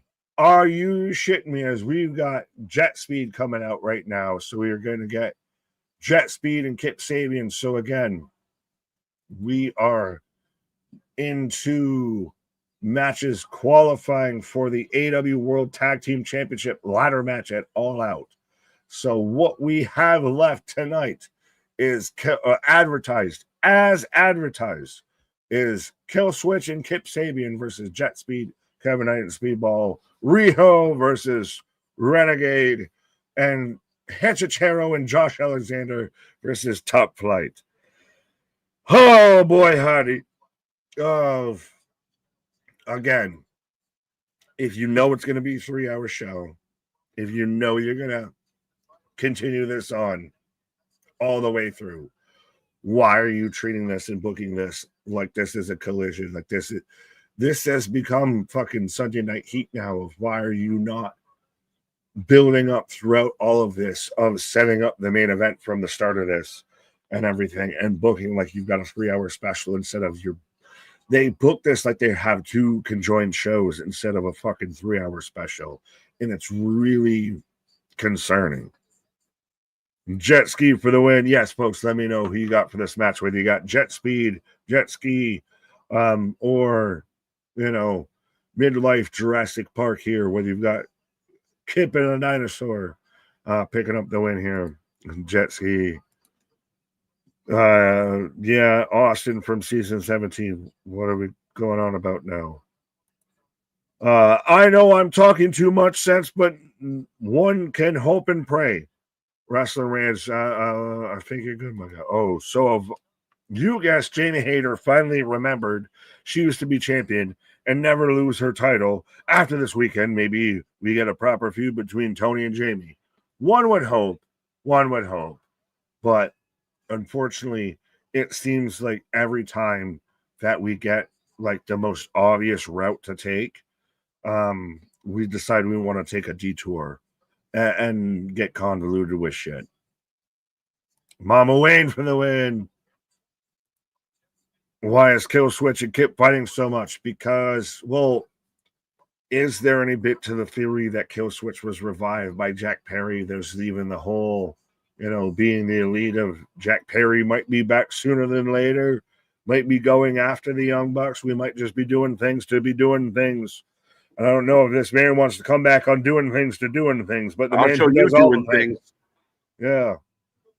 No, it's good to be. Listen, man, I just heard you saying about taking the path, and I'll say this real quick. I should have called them Kip Switch instead of. Hey, that's not a bad name. Kip Switch is the new tag team. Yeah, it really feels like they're mailing in. They're giving us a shitty collision after Dynamite. But back to your point about stepping on their own self and kind of taking the path of most resistant. Okay, so you booked Thekla, who's new and hasn't been booked strong, in a street fight on the Go Home show. She wins. She beats Emanata. She has a chance to look strong. Instead, she ends up dragged out of another brawl, being pulled out by her sorority sisters, looks weak as shit. And some people out there are like, oh, we thought she might win this one. She looked weak as hell. Bad. You had a chance to make her look good. The street fight makes no sense, but if you're going to do it, capitalize. And again, that's constructive, folks. But does all of it feel weird just in the placement of everything? Yes. If that was the end of Dynamite, it's almost not as bad as it is of that's the end. And I don't know if you heard me of to where I'm an HBO Max viewer. I'm one of the million of viewers allegedly out there, but I had to sit there and turn around and find the different stream and everything for Collision, as it's still advertised for Collision because we don't advertise it as something individually. Yeah. In the middle of a match. Right. That is crazy. That is ill prepared. But that's why I think they put the cart before the horse with a little bit of this. So there's things that they need to really fix before. Yes, he was. We want to talk larger issues that they can really do. They need to fix minor issues before we even start worrying about larger issues. Just fix the little shit. You got to get the fundamentals down. Timing. You got to get the fundamentals down. Moves and how to do them. How not every match is the same match. Not every match should be a competitive 10, 12, 14, 15-minute match. Not everyone should be. You've got to clean up the fundamentals of what you're doing. And this is where I reminded someone today. Again, Tony Khan had zero experience. He's gaining it now. He's got a few years, but we haven't seen any progression. No, well, and even if we're now going to finally use HBO Max for all intents and purposes, if we're going to advertise it at a cheaper rate to buy the pay-per-view and everything, then when I have a September to Remember, that's a special show that I know is going to go 3 hours, maybe I should have that under a little tab and everything. I can click that stream and it shows it can, consistently, instead of we literally went off the air to certain people in the middle of a match. Like we had no finish of just went off the air in the middle of a match. Yeah, if you're going to do it this way, you bring something to a conclusion, or you have something like a melee or a fight, and you have the commentary. Folks, Go, you have commentary, preach it all, sell it all, and don't miss it. You don't want to, you got to give us something. And there should be an advertised main event that makes you want to stay till 11 o'clock. Yeah, at this point, I think so. Some people said that they talked about it. So the main event might be Top Flight versus the Callus family. But between this match, the only other matches you got advertised is Riho and Renegade. Right. And then Callus family versus Top Flight. So this is instead of one of those of folks, we might be going off the air, but make sure you click over here if we're going to be still going live. In anybody that does that, Christ almighty, not to drop a WWE name, but Pat McAfee does it of when he still stays on YouTube, goes off of air on ESPN, and one of those of still, it's just how you would do it as production of folks. We might be going off the air on TBS, but you make sure you click over on the TNT and we'll be here live, which granted shouldn't be an issue, but you sell into it versus now this is literally as go home shit. And what do you want to stay here for? And the biggest dilemma for me, and you fans out there, you can let me know, but the last thing we see before we go into All Out is a bunch of the undercard, a bunch of people we don't care about. You're watching the pre-show before you watch the pre-show. You're giving us an hour of bad programming as the last thing we see before your big pay-per-view. That's bad, man. That's a bad shout. Yeah, as much as you may or may not like WWE or what have you, they at least end on the highest moment they can to send you off into that good night before they go to a main show. Instead, we might get, all due respect, Robin Renegade versus Riho might be the main event of September to remember. And that might be your go-home moment for All Out. Yeah. Again, what are you doing? And even, when people were excited, we even watch our numbers fluctuate because people are like, we're going to bed. We had people in the chat saying goodnight, we're going to bed. It's crazy because people are like, there's no reason to stay up for this. You put a street fight for no reason in the main event spot, cut stream in the middle of it, and then again, it was just another brawl where the person that had the best benefit ends up looking the worst, which is silly shit. Well, Paul here, you guys are the only AEW live reviews that I see. I'm sure there's many others, but I see mostly people doing Evolve now. So that's insane. That's a statement on the market. So should we start covering Evolve? I keep faith in AEW, but well, how do you feel with Lucha and Kip not being same page, same mind? Listen, I know we've said a lot of stuff in the last little bit here, but Lucha, like Matt, and I know the chat was talking as a Big Brother buff myself. Matt was in season 17 of Big Brother. That's Luchasaurus. He was actually quite funny, but kind of crazy as well. There's a reason he wears the mask, but nonetheless, the man almost died, and his comeback meant nothing to this company. He legit collapsed, and we weren't sure if he was going to wrestle again. And his comeback has been garbage. What the fuck? Hey, Eddie Kingston, pot meat kettle. Eddie Kingston is selling us on a match using social media because his boss sucks. Well, it's not even a whole thing of selling a match on social media. It's that's not the match that should be happening. Luchasaurus should not be in an irrelevant situation like this. Do you think there's anything to Jack Perry coming back soon? Eventually he should. How many people have we talked about? Jack Perry. We were just talking about when's Orange Cassidy coming back? When is Jay White coming back? It's just like this AEW ether that exists, this purgatory of non-wrestling. Well, do they end up in purgatory? Then they put themselves in purgatory with pectoral injuries. Right. Well, and some get hurt. That's true. But the others, it feel like everybody who's injured in AEW gets like extended time off? fair. As I gotta click on this because I feel like I haven't seen this name in a minute. Of Echo saying Sting and Goldberg had a match on Nitro back when Goldberg had the streak going. I begged my mom to stay up because I was so invested in that streak, believing Sting could win. Yes. Whoa, that's still one of the biggest, almost missed opportunities of ticket sales, of revenue, or anything like that, of when it was Hogan and Goldberg in the Georgia Dome, free on Nitro. And that call lives forever, rent-free in my brain, up there with the Hell in a Cell calls. But this crowd's going to come unglued when they pick him up, or when he picks him up. And when Goldberg gets Hogan up for the jackhammer, the crowd comes unglued. You get people invested in the story. Oh, sorry, Nick, but Lucha and Kip again having issues.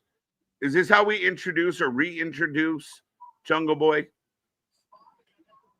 Well, he had the whole thing with the being the elite of, sent them the home crafted knife of, the next time you want to stick it in my back.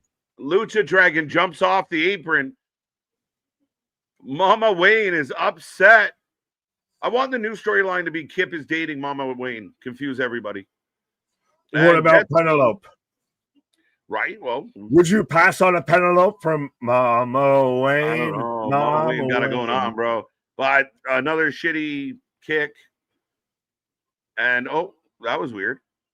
Speaking of a shitty cake and a shitty match, but yeah. All right. Jay White's injured, yes, but I feel like he's been injured for a long time. Well, are you rushing to come back if you're Jay White here? Well, that's what I mean. It just feels like some people are just gone into the ether forever.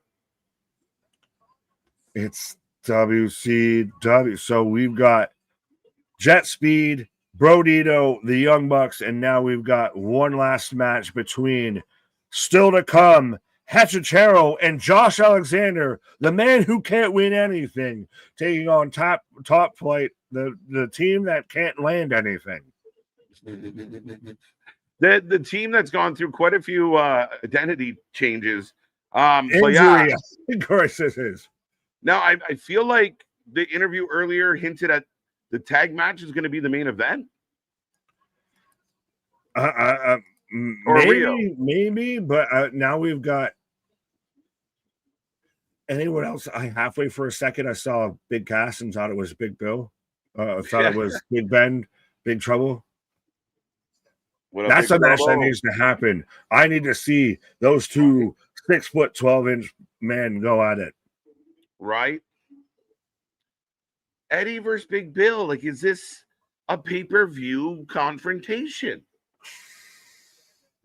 Like, it's a struggle, bro. I'm going to say this again, and I know I already got my blood pressure up rising with the whole MJF thing.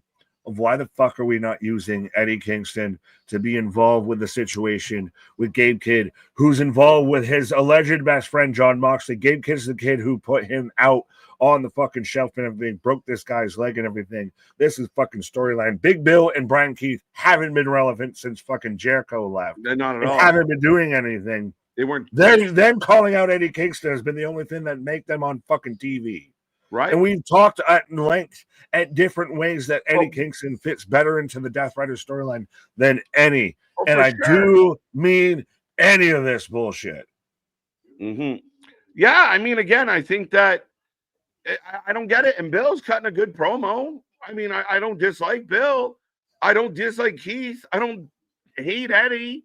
I just don't get it. And it's another one of like 13, 14 matches. As I got my answer, Riho and Renegade up next. Woo! They're just fucking walking to the end of this one.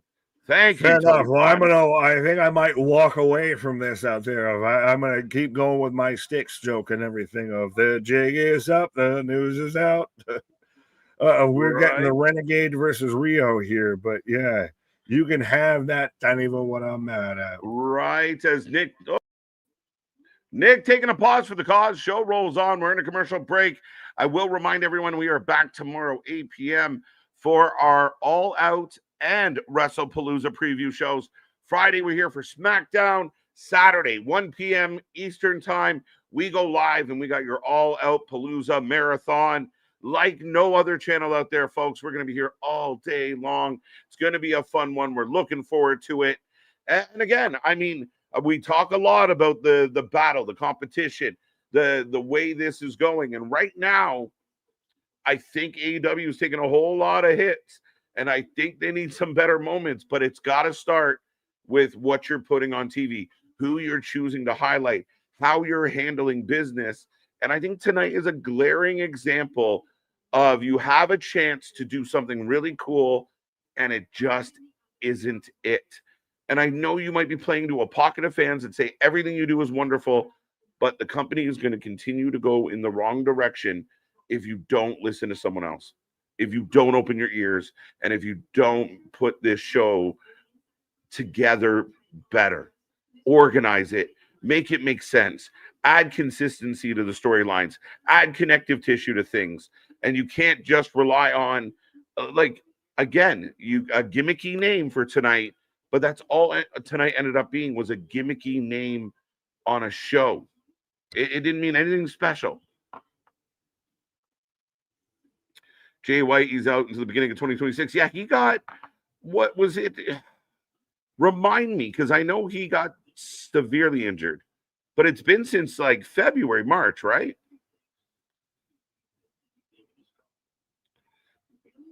Tony doesn't know how to book. Doesn't matter how long he books.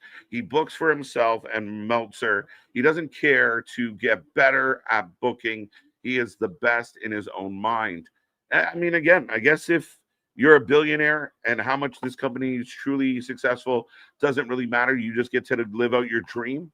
But if I got to live out my dream of being a guy that got to run a wrestling company, I would want to make it the best it possibly could be. And some might argue, well, that's what Tony does want.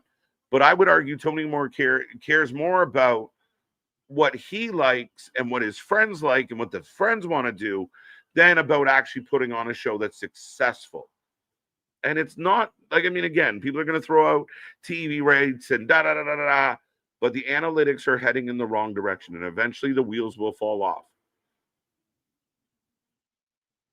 Tony, you got that one, yes. No Deanna, of course not.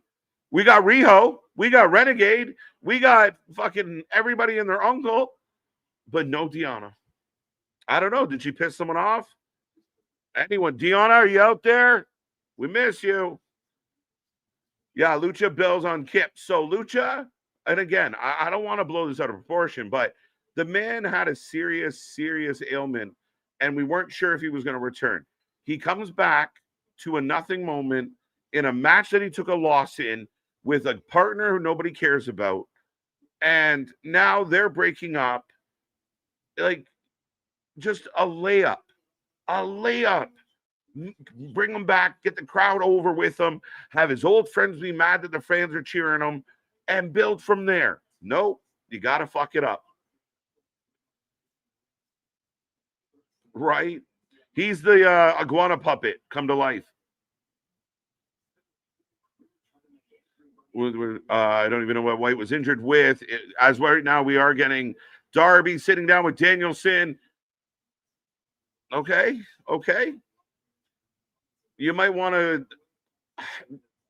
Is it fair to say maybe this should have been on Dynamite just because it is one of your marquee matches for All Out? I'm wondering how you guys feel about that. But they're showing Darby walking along the mountain ridge. He'll be coming around the mountain when he comes. That's great. I don't even know. Yeah, I can't remember. Was it his knee? Bro feels like Jay White's been injured for 2 years. That's the thing. And maybe it hasn't been that long. It just feels like he's been out forever. But I do know it was I'm pretty sure he got surgery. Big Bill has big eyes. I like Eddie, but he doesn't need a pay-per-view return match against Big Bill. No, you bring him back. And I really think, like, you had all these brawls recently. And again, Moxley just feels like a layup, an easy thing to do. That makes sense. And in the middle of one of these pay-per-view matches you've had with Moxley, You know, they're all cheating. Everybody's running around as it always is. And then Eddie's music hits. And he's the reason why Moxley takes an L. You got gold. If you wanted to do it another way to get a little more out of it, Eddie comes back and helps Moxley. But over the next while, they can't get along. Then, you know, some things go well for a bit, but they butt heads a lot. And then they turn on each other. And then they have a rivalry. And they can beat the shit out of each other. That's how you get money out of Eddie Kingston. That's how you get money out of John Moxley. Doing this shit, it's not doing anything for anybody. Eddie is a guy, yeah, maybe like almost like MVP Boston for me. Like the player coach. MVP is going to be in a match, but he's not a full-time wrestler. That kind of vibe. I like him as the Mad King with some really, really no bullshit, smash mouth guys in a faction. That Eddie is the guy that the only time Eddie wrestles is when you get through the other guys and you get near him and you get him. You have the faction be strong and go over big. That's what I would do. Eddie doesn't have to wrestle all the time. He's a draw just because of his mouth. Pause. I've heard TKB debut 5 new wrestling or return it all out. Interesting. Why is that leaked out? Rio for the win. Did I put a poll up? I can't remember. I don't care. Rio, 81%, 19 going to Renegade. How's that many people picking Renegade? Did anybody even know the Renegade twins were still in AEW? I know. I see them on Ring of Honor, KJ. Did anybody really know? 12 people, maybe. But here comes Mercedes. Again, Mercedes Moné, one of your biggest draws, was not on Dynamite, but is on this very weekly booked Collision to follow Dynamite here tonight. I don't know, 316. I wish I had a better answer. That's more American than I can help you with. Eddie Kingston is a restaurant manager and gives attitude. Would you take back your food? No, that and also the guy that is mad when like customers come through the door. Like, fuck, we got to do stuff. Like, just want to sit around do nothing. Here comes Rio.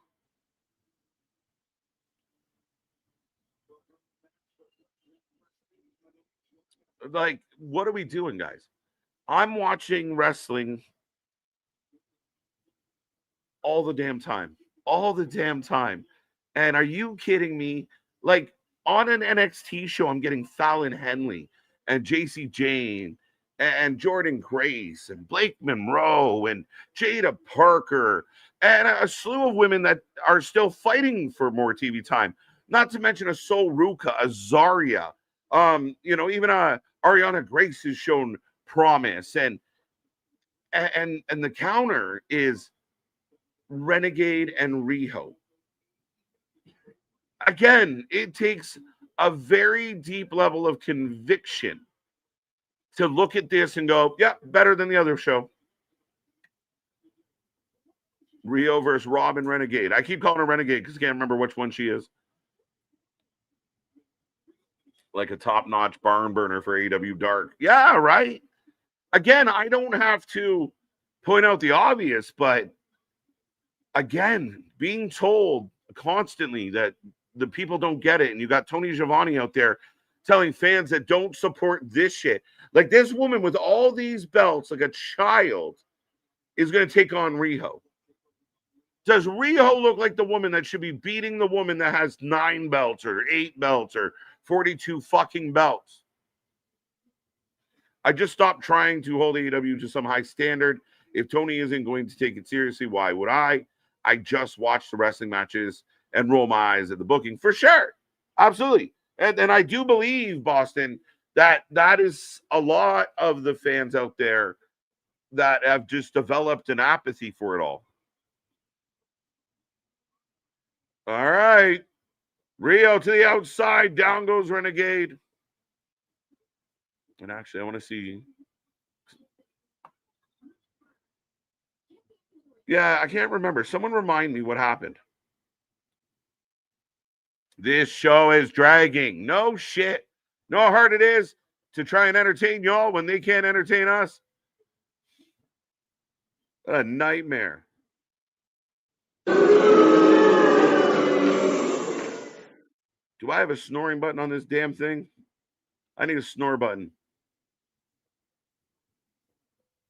All right, we're working on a snore button. There we go.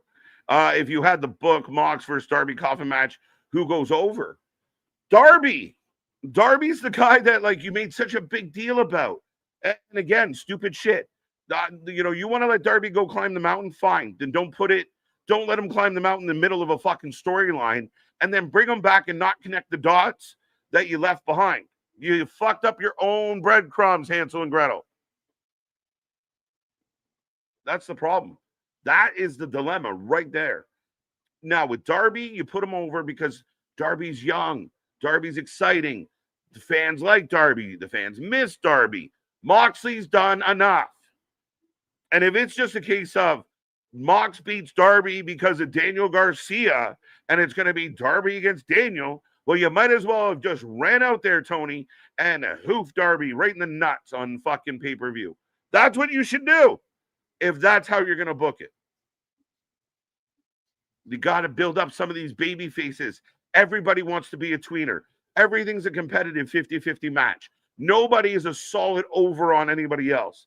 Everybody's equals. It's just the fucking party of the mid. Everybody hanging out in the fucking middle. And nobody selling tickets. Nobody making fucking fans go ooh or ah. They just sit in their hands and wait till somebody damn near gets a concussion. What are we doing? Right? Mark Henry and Billy Gunn. And I like that. Let's go. Does Sting probably get involved? Yeah, it wouldn't shock me. Foxy, what's up? General Hospital is better than AEW, and I'm crying because Monica died this week. Oh, man. 316. I don't know. I might worry about you a little bit, big guy, but I hope you're doing well. Geekbox, still awake. What are you doing up past your bedtime, sir? Does AEW not feel like an ex you're expecting to change and love you right? And in the end, it gets like that, right? I mean, we always joke that that's kind of like sometimes with our favorite sports teams, that's how you feel. But yeah, right? Like every Wednesday, y'all are here. Every Wednesday, we're starting with hope. We're starting with excitement. We're ready to go. And we want it to be good. And then by the end of 2.5 hours, it's like, oh my God, I feel like Adam Sandler, like, somebody kill me, please. And Rio gets the win. Shocker. Do I even put a poll up for the fucking main event? And why is this the main event?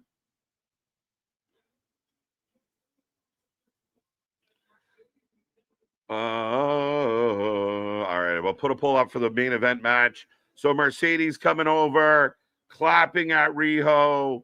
Renegade grabs Rio's foot, and here comes Banks. So every single fucking segment, I'm shocked that Darby didn't beat up Tony Schiavone just to keep it consistent.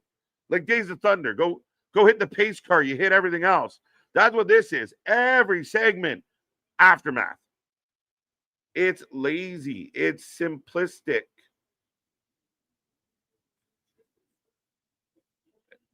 Does anyone give a fuck about Riho versus Mercedes Moné? Anybody? And if you are, I don't want to insult you. If you're actually excited for Sasha versus Riho, I'm curious. But how or why would be my questions. Who is fighting in the main fucking event? Oh. Are they the Crew?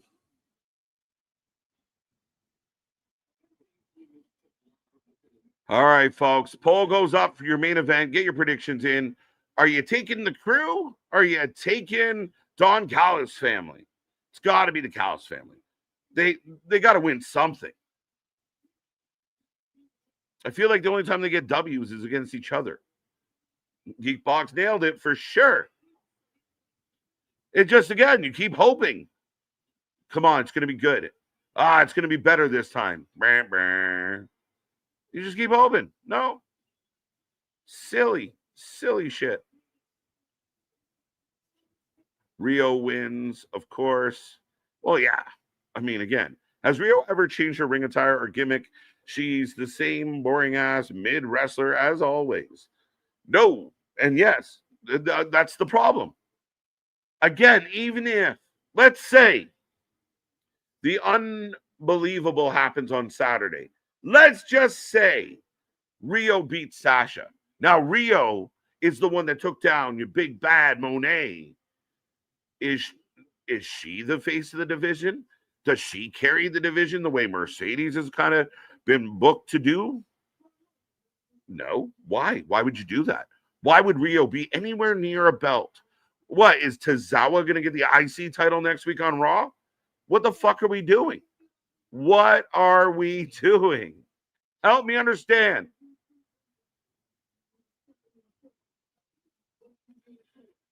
Blue Sky, sure. Whoa. Be nice. Be respectful, gentlemen. What are you doing? What are you doing? You're not wrong, but behave. 5-0 Riho. 5-1 Riho. I'm interested in Io Sky versus Stephanie a lot more than, yeah, for sure. 150%. 150%. I think if you are publicly a fan of what we're watching here right now tonight, you are unable to criticize the other company's booking. I think you are on losing ground immediately, because your counter argument is instantly, well, you have Sasha versus Mercedes, Sasha versus Riho on a pay-per-view. There's nothing of that poor of a quality coming out from the other company. You're shooting yourself in the foot by booking shitty matches.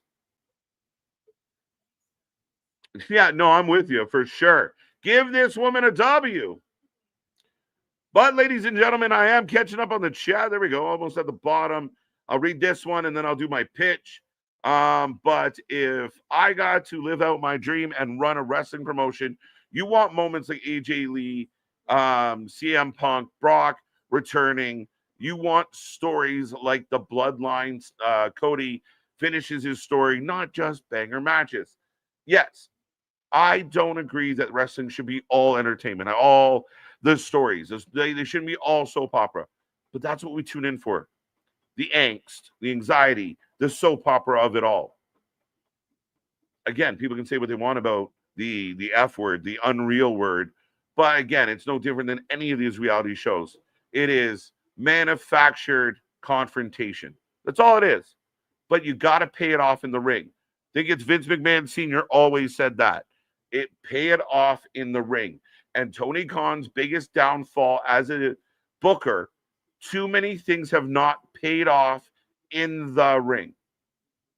Right? CM Punk Bucks, CM Punk Hangman, CM Punk Perry, fucking CM Punk everybody, MJF Hurt Syndicate, Andrade, Sammy Guevara. None of this led to ring stuff. The devil thing never worked out. Too many things haven't paid off in the ring. Tony Khan getting a broken neck for the draft never led to anything. Right, let's go. Fletcher hasn't beat up Hangman yet. No, that's true. That's true, oddly enough. Top Flight versus, yeah. As we got the Death Riders right now, specifically, oh no, all of them are there. Rio is a brave woman. Well, I guess. Warrior, I guess. That must have been dark days. That woman should have been wrestling on TV. Is Camille just sidelined, or did she have enough and say no thanks? There is mixed reports out there. Completely mixed reports. Some people say she said fuck it and walked out on her contract. Some people say no, she was just busy. She was going to do American Gladiators, but we saw Wardlow come back. Camille, another example. A woman that came in, you had it just easy. Right? Monet is HBK. Camille is Diesel. Diesel saves HBK's ass for months, for a long time. and then one day get sick of it, and then you build that feud. Simple. Nah. Camille had a match, needed Mercedes help to win. Mercedes has a match, didn't need Camille. Fucked it up out of the gate. Camille, I think, had signer's remorse. Oh, a brawl out. Garcia Shibata 3. There you go. All the Danny fans will be happy. Both. Mega jumping in there as the Callus family coming out. You are what makes watching AEW even better. Thank you, sir. I do appreciate your kind words. And myself, Big Nick, Anthony, we love coming out and watching all these shows. And we got more coming your way. So we do. We appreciate all the love. The super chats are amazing. And they only help build this channel. So nothing but love, and appreciate it. I don't need full-on pageantry, but I need some entertainment and plot for sure. That's what we pay for. You don't go to the movies just to see the explosion scenes, right? It's why are things blowing up. I think that's a fair assessment, right? Right? Like when you go and you see a flick, you kind of want to know why shit's going down, not just shit's going down. And that's what AEW is. Just shit's going down. We don't know why, but it's going down. We're yelling timber. What the fuck are we doing? What is this? Oh, yeah. Hechichero's doing his Vogue. Vogue. That's for the old timers out there. Vogue. Camille did the move as Callus has got a new thing. This is new. What am I watching right now? I'm going to get yelled at for yelling. 5-2, I guess. Kip lost. Yeah, Kip lost. Is not the crew. It's Top Flight. Oh, my bad. My bad. We're still going 95% on Callus family. I don't care. Damien, it's late. I'm tired, and I want to go to bed. Hey, new match added to All Out. MJF versus the Hurt Syndicate led to a squat. Yep, 100%. Spaz, let me stand on my feet here. I'd still go to All Out because it's live wrestling. Like, nothing wrong with that, Spaz. But if it wasn't for your weekly sacrificing of your brain cells for us every Wednesday, I'd watch no weekly AEW. I ask myself that sometimes, and I was recently asked by my nearest and dearest, at what point do you just kind of give up on the show, right? Like, if it's like, at what point do you just say fuck it? I mean, now it's funny because we could technically cover Evolve, but that's crazy to even think of moving AEW out of the rotation because it's just lacking so much. Right? Are we better off doing original content on a Wednesday and covering TNA on a Thursday? I don't know. But it's crazy to even think we're there. Shibata versus Garcia officially for All Out. Yes. So my favorite bun taking on Danny. Danny fans are going to be happy. Again, so Daniel Garcia, follow me. Danny fights Mox, but is also mad at MJF. And now MJF and Danny had a little scuffle. But then Danny goes back at Mox, who was busy with Darby and Hangman, because he was kind of fucking with both of them, and all the Death Riders running around doing shit. Then Danny screws over,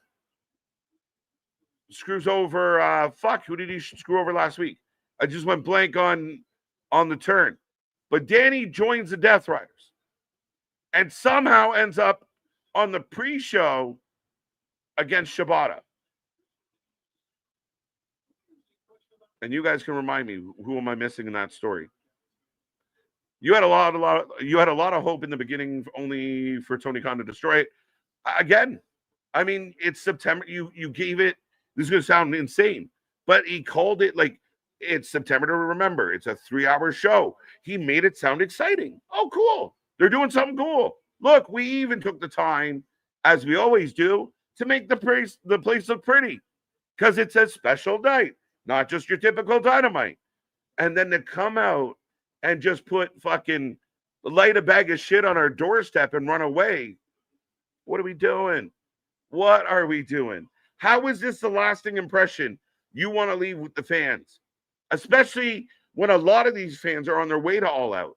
Is this the real exciting go home moment that's got you sold on I have to see All Out? Or do you just say, fuck it, I'm going to have a nice day and I'm going to tune into just WrestlePalooza?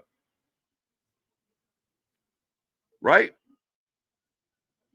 Oh, the fuck, this isn't fuck to ask, but what's your viewership on Wednesday or on an AEW pay-per-view versus Monday, Tuesday?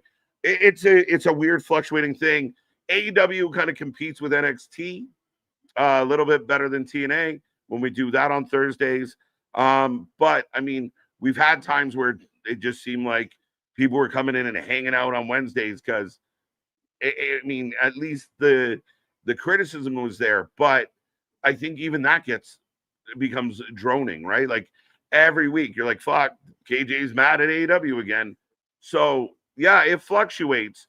The latest trend is kind of neck and neck weekly with NXT,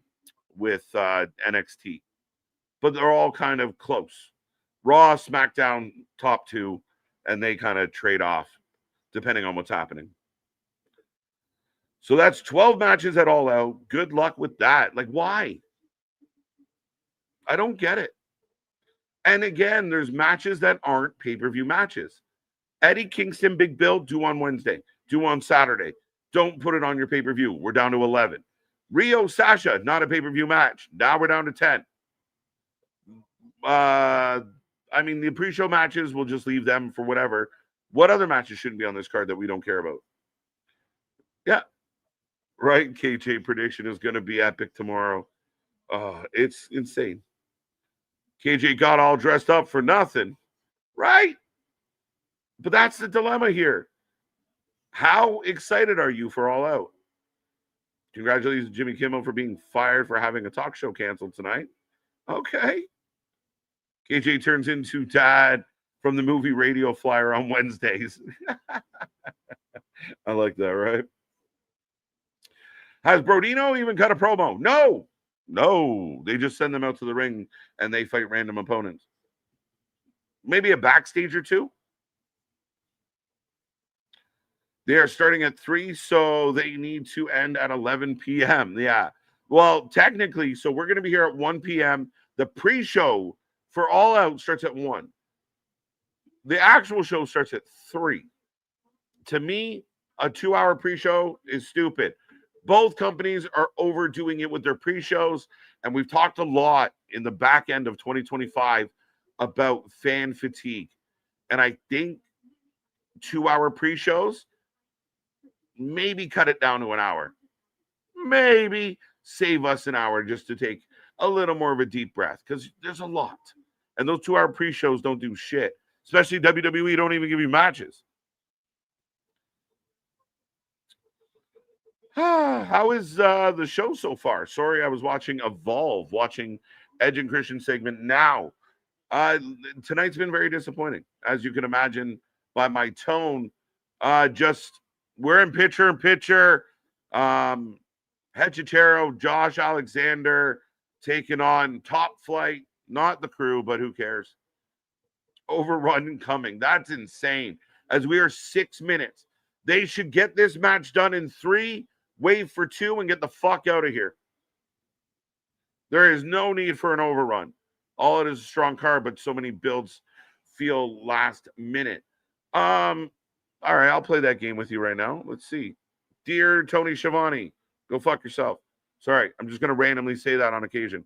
I might even actually record it and put it on the soundboard.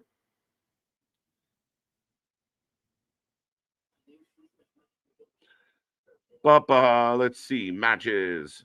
So, I mean, it's a pre-show match, so let's ignore the 8-woman tailgate brawl. Shibata, we don't care. Copeland, Christian, FTR could be match of the night. Hurt Syndicate, the trios match against Ricochet and GOA, that could be okay. Mercedes Rio is not a pay-per-view match. Moxley Darby is going to be chaotic, but I hate Moxley. so bad. And maybe that is a little bit of my bias, but I'm not excited for this at all. I know a lot of people are, though. I'm sorry. I know they're going to do fucked up shit. I can't stop. I'm allergic to John Moxley. His bullshit is just, I'm allergic to it. Sorry, John. I just can't do it anymore. MJF Mark Briscoe is going to be outstanding. The Fatal 4-Way with the women could be good. We'll see. Hangman Fletcher should be an actual good match. Okada, Takeshita, Dorado. Takeshita, Dorado is going to carry this match. Okada will probably retain. I'm not that excited for that. That's a Dynamite or a Collision match. Eddie Big Bill's not a pay-per-view match. Get that bitch out of here. Dorado taking on the Bucks, taking on Jet Speed, taking on TBD. Ladder match. Kind of thrown together, but it's going to be fun. So, yeah. Richard, I agree. On paper, this is going to be good. We should be more excited about what we're getting than we are. And just get rid of it. Drop it down to 8 matches. Get rid of the 4 bullshit matches. Day 44. Let's go. I won't be there for the kickoff. Well, I don't blame you. That's a long fucking day. Will there be a brawl after this match? Dude, I will fucking die if there's a brawl after this match. Again, the only match that doesn't have a climatic brawl at the end of it is the go-home fucking main event. Match is slow as shit. The crowd's kind of quiet. Most of them still seem like they're there. I don't see like mass exodus. The longer the pre-show made sense when you had matches on the pre-show to settle crowd coming in. I would agree with that. I don't need it. Maybe do one pre-show match like 15 minutes before the start of the or like 20 minutes so you have a 5-minute window to get out of. One. But adding, having 10 matches on your main card and then 2, 3, 4 bullshit matches, I just don't know why you would open your show with lackluster shit. Right? You don't see a lot of bands do that. They generally open the show with a banger or two, right?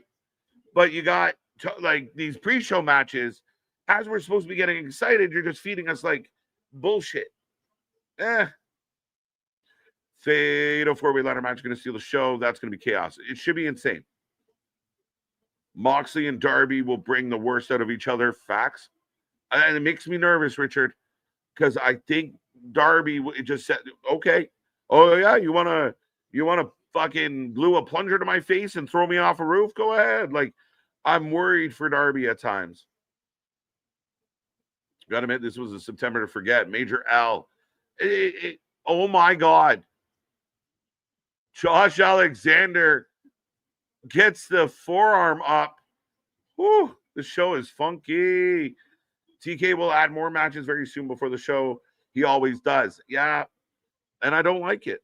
We're done. You're good. But Tony won't listen. Tony thinks he's got the formula. You ever know somebody that has like a meal they like to cook, but the meal is fucking shit? Just trash? That's Tony Khan. It always goes back to food with me. What the fuck? Being from London, I can tell you AEW killed the crowd on an hour ago. Most are ready to go home as they got work in the morning. I'm not shocked. Chris, I'm not shocked. And Don Callus is...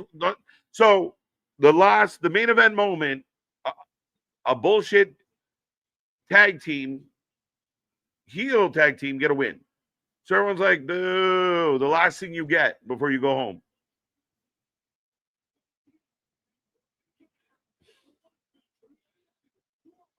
Like, I don't get it. AEW loves them some flat endings. Yeah, this is a really amped up, exciting moment. Getting ready for one of your big paper. And we got a brawl. Where's Jose? I'm losing my voice after 3 hours of yelling. Where is Jose? We are literally getting a brawl in this nothing bullshit match, and we're going to have an overrun for it. Christopher Daniels, Lance Archer, Top Flight, Jet Ski, Callus family members, Danny might have been there. The Bucks are here. What the fuck are we doing? What are we doing? Does anybody know what the fuck we're doing?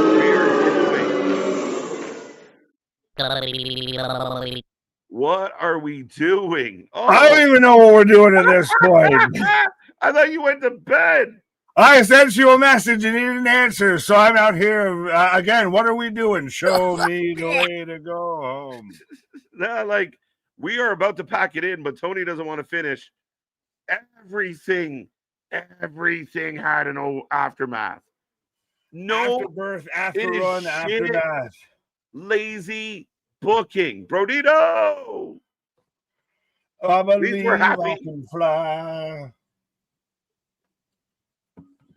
At least they sent the crowd home cheering. Because up until that moment. Or did they send them home snoring? Just grateful that it's over. Yeah, show me the way to go home, bum bum. Folks, if you want to start giving us your ratings out of 10, we will not be staying here very much longer. But Nick, just shock and awe, my God. That's why I said I think I needed to come in and help make the tag team save here. Right. I need the hot tag. Like, just lackluster. Now, what is it with AEW teams? We won't beat up the actual teams. We beat up the managers. Well, here comes Hangman. Because he feels so guilty because he retired Christopher Angel. But here's the thing. That was tag teams. We were having a tag team brawl. Then Lance Archer started randomly beating up. But there is no Kyle Fletcher to be seen. If we're going to end this, so we're going to start this on your main card scene, and we're going to end this on your main card scene. What are we doing? It is so messy. Duh. It is messy. Like, is Tony Khan okay? Does he know what he's doing? There's Fletcher. Well, I for halfway second thought that the guy dressed as Darby in the crowd was Darby in the crowd. Stop. We're already dead. Oh, now I'm in fear from the long arm of the law. See, nobody even remembers that Hangman even talked to Christopher Daniels. And now Callus family, why are we overrunning a 3-hour bullshit show? We've got tables. And again, we still haven't mentioned fucking all towards Wardlow and his pectorals. I just want to get off. Pause. Whoa now. I didn't come back from that. I didn't mean it. My bad. Takashi's got to show up here, and it's so bad. But see, so this is the thing. It's bad because this is your weekly television. If this was the end of your special show, and hey, in a month's time we're going to get All Out, and this is building up still to that and everything. This isn't as bad as this is. This as your go home show is not good. Look, I'm not saying even Raw or anything was great as your go homes, but this is. Didn't we give like Raw like a 7.5 this week? I don't know, but I got Rocky Ramon with the biggest pick and title shot. Hey, we've finally seen the TNT title. They're so fucking. We actually still haven't even fucking seen it. He hit him with it and then fucking put it down. Why not just do it the first time? Like, why did we need the reversal to beat him up to put him back? The fuck are we doing? We're gonna get a brain buster through the table. He who sets it up must go through it, and he who goes over on the go home show goes under on the pay-per-view. You had a chance to send your fans home with a baby face moment, and you took 3 of them away. You could have done it with Dorado, fucked it up. You could have done it with Hangman the first time, fucked it up, and then he has a comeback, and you fucked that up too. We leave quietly. Would you have done? I don't think they're super quietly as we've got Fletcher here. I don't mind this moment, but if you would have ended the show with a contract signing, and this is where he hits a brain buster through the contract table, and everything. And if you were going to split the show the way they did, this ends Dynamite. And then you say, folks, don't go anywhere. Collision, is up next. And then you start with a fresh match. Not in the middle.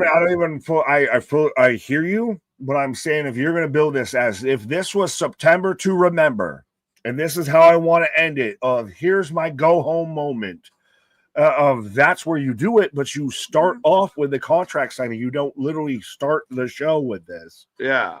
Of 2 hours ago, as now I'm going into a countdown video for All Out.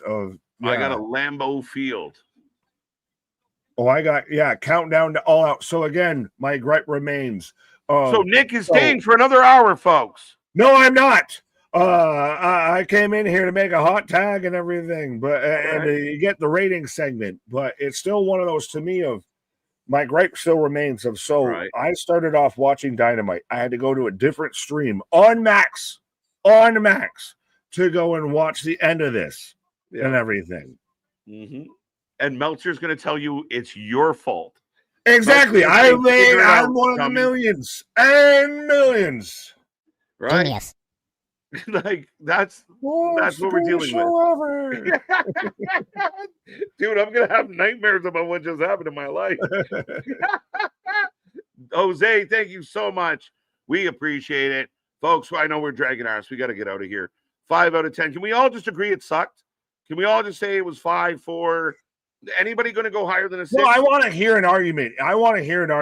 If you thought this was a good show. Dear Tony Schiavone, want to have a debate about what you just put out there? Shut the fuck up. Without a Conrad. What's that? Without a Conrad or a comrade. Hey, yeah. Conrad can mediate the debate. But my God, that guy's so fucking partial. That is awful shit. And you have the balls to tell anybody to go fuck themselves. Do better. This is garbage. Garbage. Sloppy matches. Sloppy production. 3 hours where the third hour they didn't even try. They mailed it in on the last half of this. Nothing felt special. Nothing felt really like a go-home show. Like, we can argue back and forth about how Monday Night Raw's endings have kind of become repetitive. Yes. And rinse, repeat, and everything. But this whole show felt like a pre-show. It felt not in a good way. Nothing tonight made me want to make sure I'm purchasing All Out. Yeah, man. I listen. We're gonna end this on a fun note. And I know this question got asked last night, and we didn't answer it, but we're gonna answer it quickly, and then we're gonna say goodbye. But listen, you and I watched NXT this week. We watched Raw this week. When the WWE says they're going to do something special, they do it. And fans might criticize it all they want, but last night felt fun and special. Tonight, there was nothing special for September to remember. There is nothing special about this. And at All Out, nobody's going to be talking about All Out come 8:30 p.m. on Saturday night if Tony doesn't pull a rabbit out of his fucking ass. Yeah, there might have been special more with helmets and everything, and this might be last minute, and I even fully just remembered I was going to ask you about all of this. If Tony wants to be more family friendly as far as ticket purchases and everything, as far as buy rates, as far as ticket sales, does he need to have a more family friendly product? And that was not a family friendly or a product, I feel, tonight. Well, I think if you're going to approach and be the number 2 competitive brand, you don't go PG-13 because WWE got criticized for that.